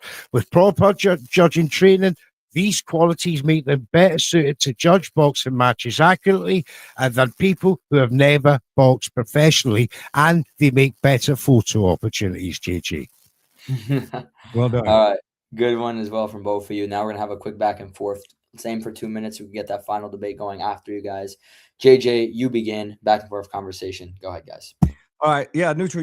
Your talking points are almost as an assumption that we're doing boxers versus regular fans or some schmucks. We're talking about judges who will craft their skill set. They go through training for this. They understand there's multiple styles, whereas a fighter might be biased to just his style. There's still so many boxers who don't understand the scoring metrics. You'll have a fighter who say, I pressed the fight the whole time, meanwhile getting punched in the face the entire time, thinking they're winning rounds. There's so much more. And the fear of having a boxer in there is, yeah, that was my style. I like it better. That's too much at risk. These judges are trained to acknowledge a defensive fighter, or a pressure fighter, somebody who's mobile. It's all under one umbrella. Where a boxer, you're dealing with fighter styles, and again, you cannot ignore the biases. You see the biases everywhere. Just go to a fight, and it would be impossible to step away from that and to judge a fight fairly against a guy you saw grow up, against a guy you know his dad super well. So it's just too much. These judges need to stay under the radar. They don't need to be anything besides what they are, and that's just judges. Sorry, Neutral. Went too far. Great points. Got me on the ropes again. However, I will counter you back with how many judging decisions today do you see where they go missing with no accountability for their judging and how they justify fights and their scoring, and we're none the wiser. At least with boxing personality judges, who most of them would have social media accounts would have to come out and ultimately justify their viewpoints. Now, you made a point there about neutrality, styles, that sort of thing. When we hear boxers on television and they're given their opinions, the commentators see what they see. The boxers see what they think. Now, in the judging criteria, when they're trained under a trained environment by the sanctioning bodies, their thinking is going to be trained to that and that alone. See, they will have and who better than boxers to have an appreciation of other styles? But they don't. They don't. You'll see them call somebody. You'll see some examples running. You'll see somebody call somebody a runner when it's not running. And listen, you mentioned. I agree. Judges need to have some accountability. That's a different conversation. I don't think a social media platform is the answer. You're risking the opportunity for these judges, former boxers, to get compromised. To get compromised by influence, DMs, all that sort of stuff. Judges don't need to see that. They don't need to be involved with social media because their job is to block out the distractions and focus what's in the ring. And I don't think I can confidently put that responsibility in the hands of a former boxer. Final points, guys. Again, fantastic points, JG, coming back at that counter punch there. All I could come back on is the technicality aspects of a fighter with years and years of experience, maybe at championship level, maybe not. And not all boxers should be generalized in this thing where the social media will drive their conclusions. There's many, many boxers out there that will make fantastic judges. And I'll finish off with that. But man, that's been a fantastic debate, man. Thank you, Max, and to the judges and to everyone watching. I truly enjoyed that, and I don't want to come back because that is tough. I love it. That was great, man. That was great. Likewise, yeah, I'm done. Thank you, JJ, man. That was a great one, as expected. It went just pretty much exactly how I thought. Real back and forth. Lots of intellect, lots of great points from both of you. It was really enjoyable. Waiting for these judges to send me their scorecard for round number 3, and I'll announce how it went. But thank you both so much for coming on. I really enjoyed it. You guys did a tremendous job, and it was really engaging and really interesting. So Thanks for having us, Max. Appreciate Thanks for having us, Max. Proper enjoyed it. Thank you, CG, man. Just give me 1 second, guys. I think count this up.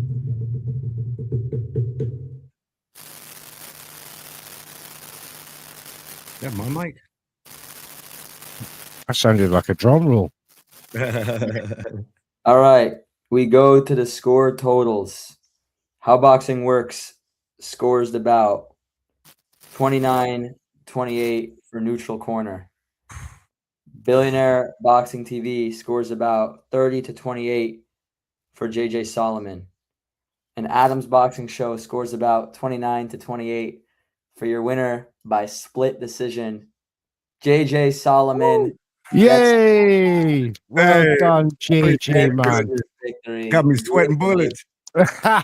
I'll take a split decision against the great man. That was beautiful. Thank you, guys. Thank you. Appreciate it, man. Good stuff. Really that was quick, fun. Before anything, I just want to acknowledge the fact that poor JJ Solomon's had to go debate billionaire and then neutral back to back. In round 1. Yeah, in round 1. So, great job. If you're gonna win it, you gotta be the best. Facts, man. Facts. That was a tremendous debate, and I'm really glad it ended up going as close as it did. Before we get the judges to quickly do their thoughts, real quick, I know everyone's on a time crunch. JJ, quick thoughts on that debate and how you're feeling right now. No, it was nothing short of what I expected. It's hard to go all in on a topic because everything is discussable, right? So Neutral was making some fantastic points, and I'm not going to sit here and say you're wrong. It's just he did a hell of a job presenting his beliefs. I did mine. I wanted to stick with the topics, not so much veer off too much. So hell of a debate, and I couldn't have been paired up with a better dude like Mr. Neutral. You're on mute. Oh, and while you're on mute, thanks to the judges for sure, man. I respect and love every single one of y'all and what y'all do, and I appreciate you guys. And Mr. Neutral, of course, needless to say, you're one of the goats. Thank you, guys. Thank you, JJ. Thank you. I mean, that was fantastic. Really enjoyed that. And on the day, beaten by the better guy, no excuses. I want to thank you, Max. I want to thank the judges.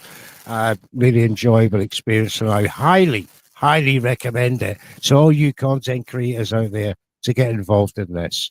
Thank you, Mr. Neutral. I really appreciate you a lot, and I'm really glad to have you involved last tournament and this tournament as well. And you're always welcome. Thank you so much, my friend. Thank you. Bye-bye. Bye-bye. And JJ, last thing before you go, last point I want to quickly make. You will now be taking on Blunts and Boxing, which is going to be a real scrap. That's going to be a great one. I can't wait for that 4-rounder. Last point, how do you feel about that matchup? What's your thoughts?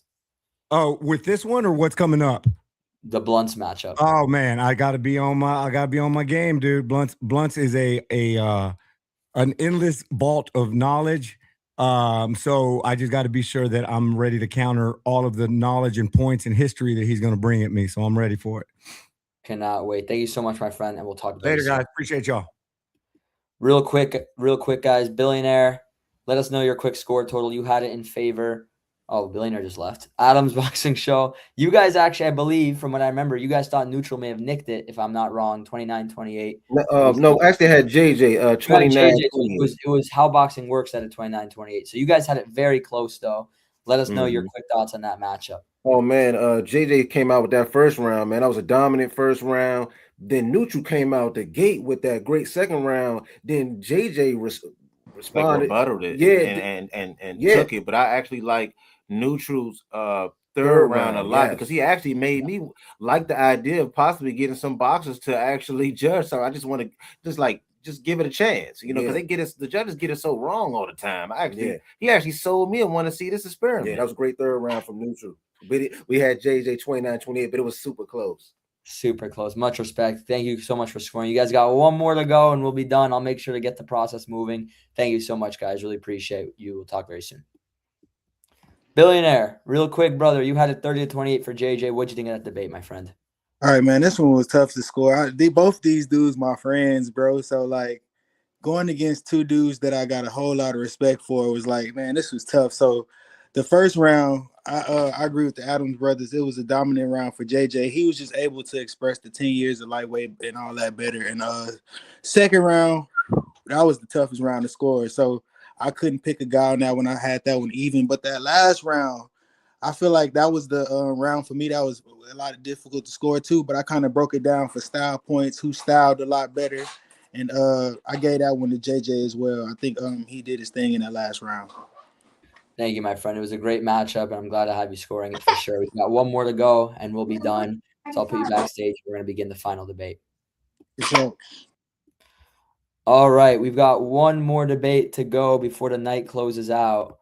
HomeofBoxing and JayMMA. I want to make sure you guys are both with us right now because that was a lot of time in between. Are you guys with us at the moment? HomeofBoxing and JayMMA. Yeah, hello. I'm here. I've been here the whole time. You guys have been going crazy. These debates have been fire. Yes, sir. Really glad to have you. Let me make sure JayMMA is with us. Let me send him a quick message. Jay, are you there? I see you unmuted. Can you hear us, brother? I see you unmuted, but I can't hear him through the other side. Okay, I should. There we go. Perfect. Coming in clear now, brother. Thank you both so much for coming on. I'm really looking forward to this debate. This is the final debate of the night, so we'll get it moving. I'll give you guys the 3 prompts. And for the first prompt, JayMMA, you'll go first uninterrupted. The prompt is, are judges the most underrated problem in boxing? JayMMA, you begin uninterrupted. Are judges the most underrated problem in boxing? Yeah. I believe they are. I mean, you look at a lot of these fights. Particularly, I think the biggest one of recent memory would probably be Gervonta Tank Davis versus Lamont Roach. The fight being scored the draw, I really think you look at a fight like that, you go, that's really a big problem. And just looking at the sport of boxing, just overall, judging has become a huge problem within how fights are determined. I was having this discussion with someone, and if someone is a big name and they're going in there and they're losing a fight, for example, Bivol and Canelo, we all saw how that fight played out. Canelo pretty much lost majority of those rounds, but you go look at the scorecards, 113, 115. You know what I mean? So that just goes to show that judges really I don't believe they're really watching fights. They're just going off of name value. Okay, as long as he's staying in the fight, as long as it's close, then we'll try to slide him to win. It's all a politics thing. Even last year, Canelo Crawford, you go look at those scorecards. I mean, let's be honest, Canelo didn't win as many rounds as the judges gave him, and that still was a particularly close fight. So just looking at the judging overall, I think that's one of the reasons why there's no open scoring, because I believe most of these sanctioning bodies and just these figures in boxing know that the judging in boxing is severely misconstrued, and it needs to be fixed. And I don't think they want to deal with that problem. Much appreciated, Jay. Thank you for that. HomeofBoxing, you're 1 minute uninterrupted. Are judges the most underrated problem in boxing? I said no. Judges aren't the most underrated problem in boxing. The real silent killer is the undefeated record obsession that's infected today's fighters and promoters. Fighters are now more terrified of what Twitter and the media will say if they lose that precious O, or if they get dropped or get knocked out, than they are of actually losing a fight. So they stall, they cherry pick safe opponents, they demand every advantage before signing contracts. Many dream fights die in negotiation. Fans wait months or even years for matchups that should have happened. And when the bell finally rings, we often get a glorified sparring session instead of a war. There are more undefeated world champions right now than there were in the entire 1990s. That's not because boxing suddenly got better. It's because nobody wants to risk the O. Promoters do this because an undefeated fighter is easier to market, but it hurts boxing. Fighters and promoters now dictate fights on their terms, not the fans. Big bouts fall through or get pushed back endlessly. Meanwhile, the old school greats, Pacquiao, Trinidad, Hagler, Hearns, didn't move like that. They took risks, lost, got back up, and became legends because they fought the best available, not the safest. That's why the undefeated mentality is the most underrated problem in boxing today, not the judges. Got you. Thank you for that. Much appreciated. Now 2 minutes. We'll go from 140-10 to 142-10, back and forth conversation. Jay, you go first. Hearing your rebuttal, I think while you do make a great point about the undefeated record and the O being a problem, I think looking at the framing of the question, the keyword being underrated, I don't feel like the O is something that's a particularly more underrated problem than judging. And I feel like actually the undefeated O is something that even some casuals even complain about how Floyd Mayweather quote unquote ruined the sport of boxing and things of that nature. So when we talk about underrated, something that is not as popular to contrary belief, I don't see the O being under the definition of underrated.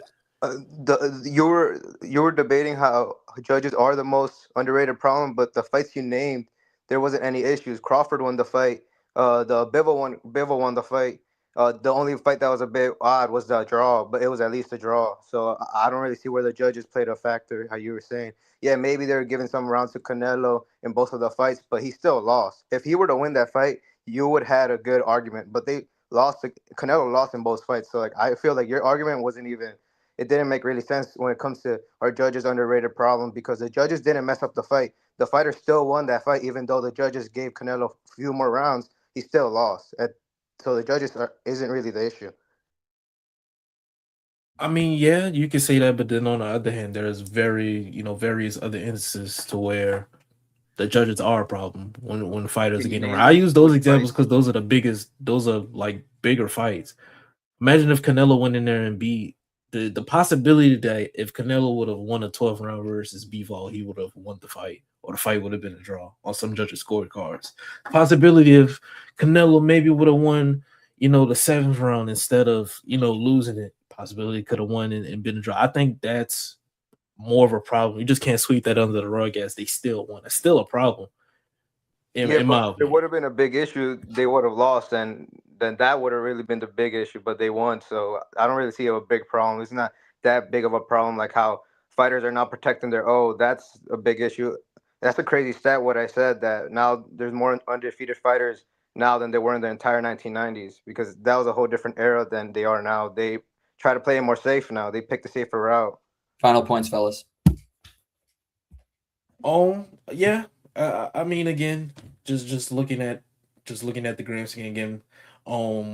Just when we talk about underrated, I think the O is an extremely way bigger problem. That's stopping fights from happening. The whole undefeated record. We're talking about fighters' lives being changed. They're not getting, win money. That's solely on judging. I feel like fights not being primarily made in champions, not fighting. That's a way bigger, issue. We're talking about something that's underrated, that's getting swept Yeah, under the no, rug, that's not being the judge has talked about. always been a problem in boxing. That's not underrated problem. That's always been in talks. That's always part of this debate because that's always been an issue. That's never not going to change. But those fights you named, there wasn't really like an issue in any of those fights. So I feel like your argument wasn't really there when it comes to the question. All right, guys, we'll wrap up round number 1 there. Judges, send me your score totals for round number 1. Much appreciated. We're going to move on to round number 2. The prompt for round number 2, are promotional contracts the real reason careers stall?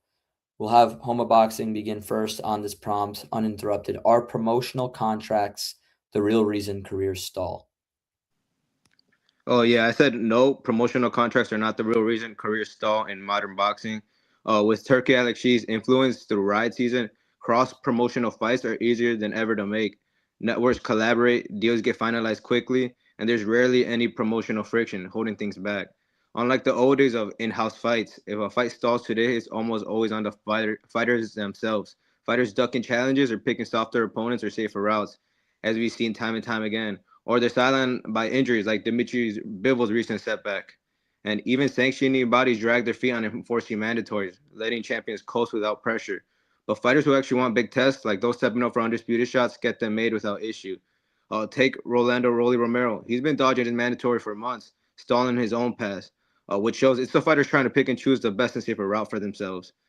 Better Beer as well. He's been out for long, waiting for the Bivol trilogy. So when it comes to promotional contracts, I don't think so. That's a real reason why careers stall in modern boxing. All right, thank you for that. JayMMA, your stance on this issue.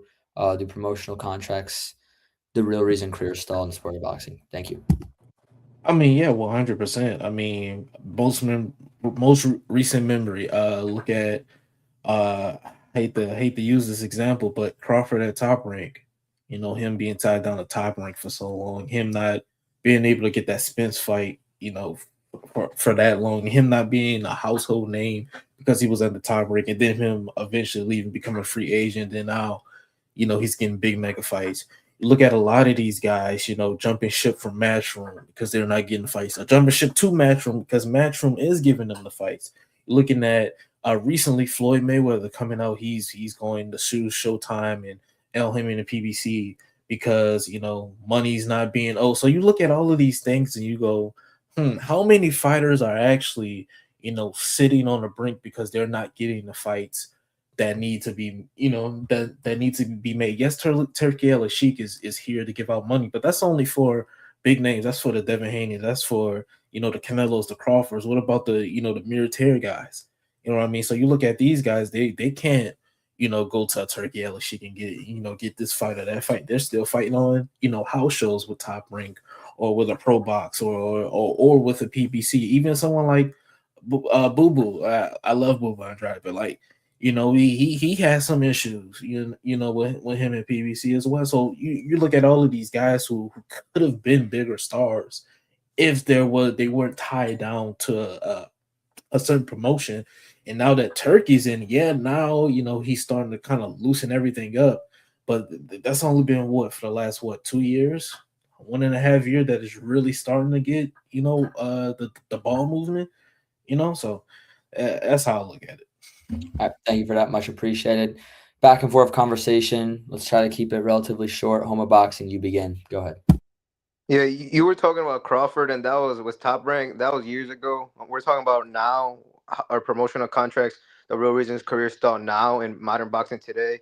And now we're not really seeing the issue, how you're saying, kind of with Turkey, or it's not really kind of, it's happening. The past 2 years, or recently, the past 1 to 2 years, we've been seeing a big change because of Turkey, Alex Shee's involvement. There haven't really been the fighter you were talking about that was having issue, Crawford. What happened? He joined forces with Turkey, and what happened? Now he's been good. So I don't really see that. That was a good point on your end. So I don't really see I mean, Crawford. he had why? So why did he have to join up with Turkey? Because Yeah, exactly. But before the question, so okay, so promotions are holding fighters back. yeah, Look at yeah, Devin Haney. I would Look at agree with Willie you Romero. 3 years ago. maybe. But now, like that's not correct. Now that changed. If Turkey wasn't here, no, I wouldn't even be on my I standpoint that mean, I am already. look at someone like Virgil Ortiz currently right now. See, yeah, but He has to sue his promotion to get the biggest fight But in his but career. but we gotta keep it real. Like, What actually happened? Turkey offered Boots versus Virgil fight, and who turned it down? Boots. Boots turned down the fight, and then now this happened. So if Boots would have just said yes from the beginning, this would have never happened. That Virgil. That's why I didn't even say this point because I thought of that as well. But Virgil would have never been in this scenario if Boots accepted the fight from the start. It should have been happened, but Boots said no twice, and now Virgil is in a promotional issue, but that should have never even happened from the start because of Turkey's influence. So I see what you're trying to come from, but Boots should have accepted the fight from the start, and that would have never been an issue. okay, I mean, you want me to go? I just ended. Yeah. Go ahead. Oh, okay. Just final rebuttal.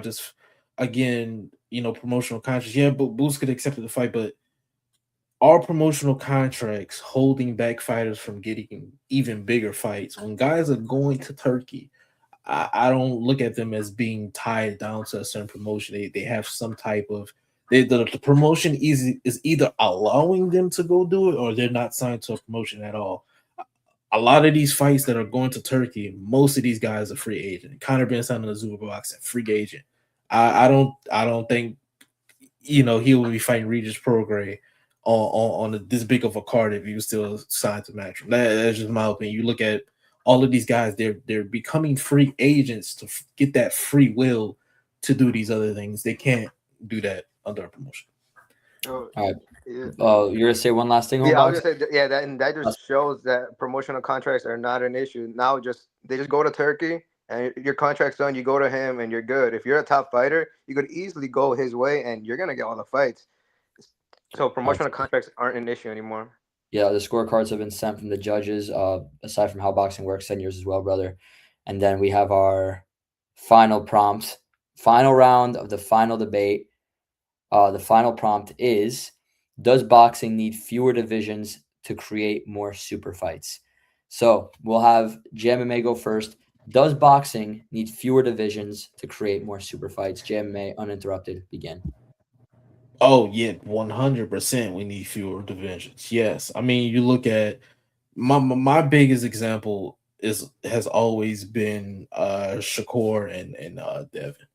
Devin being at 147, Shakur being at 135, 140, campaigning between those fights. I think if the divisions were a little bit tighter, a little bit closer, we probably could see that fight. You look at a big jump between a light heavyweight and a cruiserweight. I know obviously there's a bridgerweight in between that, but you look at no, bridgerweight is in between. Yeah. So you look at those weight classes and you go, how many big fights can happen if the weight classes were subsided? You look at even the smaller weight classes, Bam Rodriguez potentially could be fighting in a way.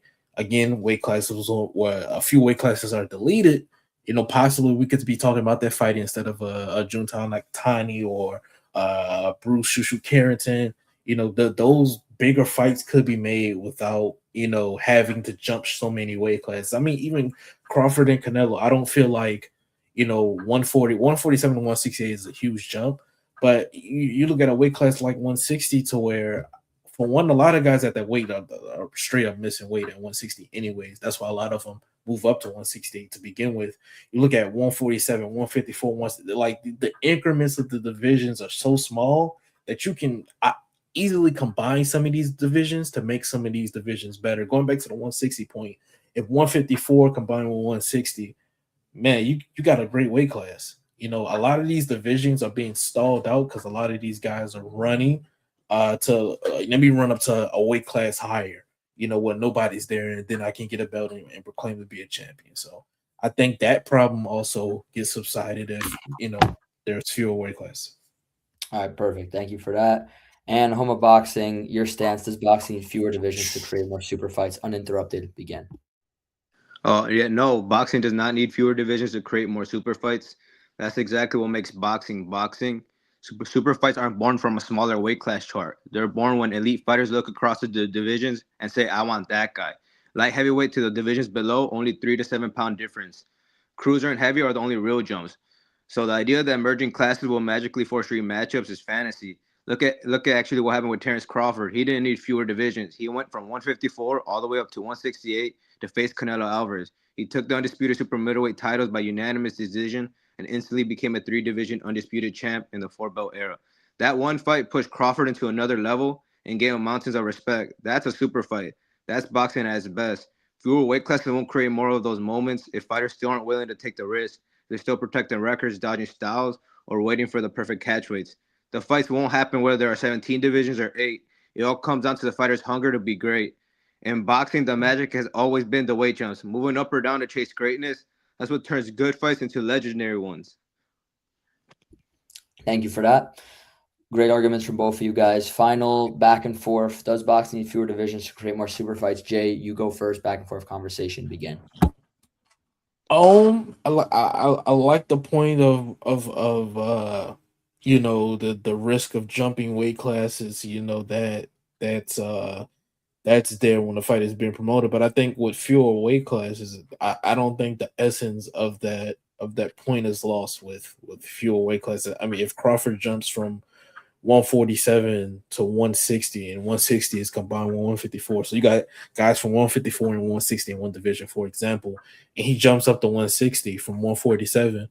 That's still a big fight. He doesn't have to go to 154 to you know do something and then jump up to 168. He can just go to 160. You know, it's all within one weight class, so it really doesn't lose its essence. Essentially, again, my point of Bam Rodriguez and Inoue. You know, some of those smaller divisions are combined. We that fight gets fast tracked. It still does not lose its essence in terms of you know how many weight classes jumps. I think a lot of people get caught up in, oh, he jumped 3-4 weight classes, and I mean it's all the same thing if weight classes are combined. That's what makes boxing boxing. We're seeing what Zuffa doing. They only have 8 divisions, and we're not seeing just super fights. The question is, does boxing need fewer weight classes to create more super fights? We're seeing clearly just because they have 8 divisions, we're not seeing just super fights. The fights you're naming, they have to go up and be great. Like Bam, he has to move up and be great if he wants that in a way fight, and that's what makes boxing boxing. Having all those divisions moving up in weight, not shrinking the divisions. Shrinking the divisions won't do anything if the fighters still don't want to fight each other. It all comes down to the fighters if they're daring to be great, if they want to move up or down, and if they want the challenge. That's all that really comes down to the fighters. It doesn't come down to less weight classes. It comes down to if even if there were less weight classes, the fighters still won't. They could still duck each other. So it's just really the fighter. They have to be down to move up or move down, or to agree to sign the contract and say yes, we're gonna fight at this weight, or I'm going to move up, I'm going to move down. So at the end of the day, weight classes, shrinking them is not going to create more super fights. We're seeing with Zuffa, they haven't had no super fight just because they shrink weight classes. That doesn't really help. It's just a fighter. They really got to want it. Final points, I guys. mean, yeah, final point. I mean, yeah, you could argue that it is up to the fighters, but at the end of the day, if a weight class, for example, if 147, right? If there was no 147 and there's a 144 instead of a 147, and that's closer to 140, I think you see more super fights or bigger fights at that weight rather than guys going from 140, you know, 7 pound difference rather than a 4 pound difference. I think more guys will be willing to jump ship. If again, going back to my point of 154 and 160, if a guy goes up from 147 to 160, I think that's a more of a risk and it shows more of a greatness than jumping up from 147 to 154, in my opinion. I just think it really doesn't lose the essence of legacy, no matter if it's 8 weight classes in between or 2 weight classes in between. I again, it creates more risk being taken with fewer divisions. All right, fellas. Thank you guys for that. Great debate once again. Every debate on here has been competitive. Every debate's been great. I'm just getting the judges' score totals at the moment. Just waiting for one more judge. How boxing works, send yours when you have it, brother, and I'll announce the final outcome. Great stuff, guys. Thank you both so much for coming on. I appreciate you having me. Yeah, good stuff too, JayMMA. That was pretty good. Good Yes, debate. sir. Good stuff. Yes, sir. Yes, sir. All right, just waiting for HBW score total. I have the other two scores. Give me about 30 seconds or so, hopefully. Okay, there we go. I see him typing it up.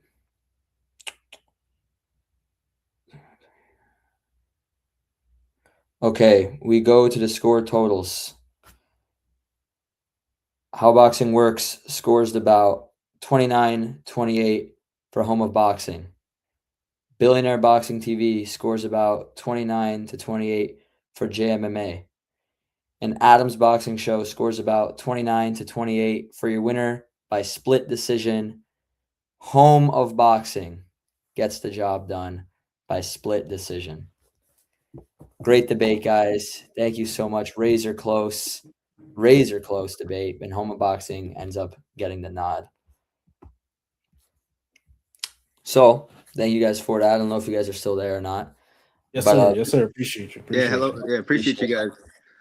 Great Shout debate, out the guys. judges. Razor close. I actually expected this to be a split decision before the debate even began. I just knew you guys would be very even. Before anything, just really quick from we'll let JayMMA quickly say his piece. Jay, thank you so much for coming on. I actually reached out to you to join this debate, not vice versa. So you came on out of me requesting you to, and I really appreciate you doing me that favor. It was great to have you on. Any final thoughts, final messages, thought on the debate, etc., brother? Yes, sir. I mean, I enjoy debating, just talking boxing, just shooting shit. I'm gonna definitely now I gotta get in the lab and start really. I might have to start writing down some points. Split decisions. It make me. It make me a little bit. Now I'm getting competitive with the shit. Now I ain't gonna lie to you. So I feel you, bro. I think that's what it's all about at the end of the day. So shout out to Home and Boxing, man. Shout out to all the judges, and of course, man, shout out to Max, man. Appreciate you, bro. Of course, bro. Thank you so much for coming on. We look forward to having you back one of these days. And if you guys don't know, Jay competed in the first tournament and lost in the semifinals to How Boxing Works in a tiebreaker, in a split decision tiebreaker. So JayMMA, very respected in this game. And thank you so much, brother. We'll talk soon. Yes, sir. Appreciate you. Most definitely, brother. And Home of Boxing, you get the nod, split decision. You take out a former semifinalist in a very competitive debate. What's your thoughts on this matchup? How do you feel? And now you'll be taking on Remy in the next round. Talk to me, brother. I'm excited. I'm glad I was able to get the nod. I was kind of surprised Billionaire Boxing gave him the round, but it's fine. I'm glad the other judges were on my side, or at least they liked what I was saying. And yeah, JayMMA did do good. He was a good debater, and I'm excited to go against Remy. He judged for my last time, and I felt like he kind of did me not the best. I remember that. Remy. So hopefully quick little story. When Home of Boxing last tournament, he took on How Boxing Works. He also lost by split decision. One judge had it 29-28, How Boxing Works. One judge had it 29-28, Home of Boxing. And then Remy had it 30-24 for How Boxing Works. So now you're taking on Remy, which is going to be a lot of fun. So I gotta get my payback right there. So I'm ready. I'm excited. But now Remy's definitely gonna bring it. So I'm gonna try my best as well. But Thanks, appreciate you judges and appreciate you, Max. I'm happy that I made it to the next round, and hope you guys have a good rest of your weekend. Thank you, brother. Thank you so much for coming on. You did a tremendous job, my friend. Talk to you soon. See you soon. Adam's Boxing Show. You guys did a tremendous job. All of your scorecards were on point the entire time. What did you guys think of that debate? Give us a recap of your score, and how do you guys feel after that matchup? Oh, good. You want to go ahead, Jermaine? I got to give HomeofBoxing a lot of credit, man. He definitely knows his history, man. So props to you, HomeofBoxing. Jay, I thought you came out in that third round. I thought you did really good in that third round. You started off a little slow in the first two, but I thought you came in that third round and really did your thing. HomeofBoxing, hey, good history, my man. You did your homework, man. It sounded like you had just stuff written out, man. That sounded like you was reading from a script or something, man. Solid stuff, man. Thank you guys so much for coming on. We really appreciate it. I'm going to reach out to you guys very soon. Hopefully, we can shout out to you, Billionaire, too, man. Yes, sir. Big shout out to Billionaire. Shout out to all the contestants. Yeah, How Boxing Works, everybody, man. Remy, all the guys, man. That did, did appreciate today, you, Max, for letting us on. Yes, man. sir. Shout out to Max. Most definitely, man. Most definitely. Can't wait to do these more. And we're really glad to have you guys with us. Much appreciated, guys. Thank you so much for giving us your 2 hours today. Yes, sir. Yes, sir. Thank you, guys. Have a good one. You too. Y'all too, man. And Billionaire Boxing TV, you actually had it for JayMMA. Home of Boxing was a little thrown off by that. Just break down quickly your score total before we wrap up. No audio again? Man, the volume is out. Can you hear me? Yeah, we can hear you. All right, so look, I'm gonna just say what I gotta say. So I scored the fight for JayMMA for a couple reasons. Great debate, How Boxing Works. You came out and did your thing, bro. You were solid. I just wish that first round when you changed the narrative of the debate about the I wish you would expound a little bit on that a little bit more for me. So that's why I gave the first round to JayMMA. The second round, I like how JayMMA came out with the whole Terrence Crawford situation. I feel like those were good points, and I felt like he kind of did his thing in that round. But the third round, you dominated, bro. You handled your business. You came prepared, bro. I feel like you did your homework and you came prepared, and I can't wait to see you again. Thank you, Billions. Much appreciated, brother. We'll talk soon, and thank you for helping out once again, brother. For sure, man. This is BBTV. See you, brother. All right, guys. Thank you so much to everyone that tuned in. We're wrapping this debate up. We're wrapping this live up. 2 hours. We've got our matchups. It was a lot of fun. I cannot wait. And thank you to everyone that tuned in and competed and judged. I'll talk to you guys soon. We're probably going to have the semifinals next week, March 8th. Thanks for watching, guys. God bless, and I'll see you guys later.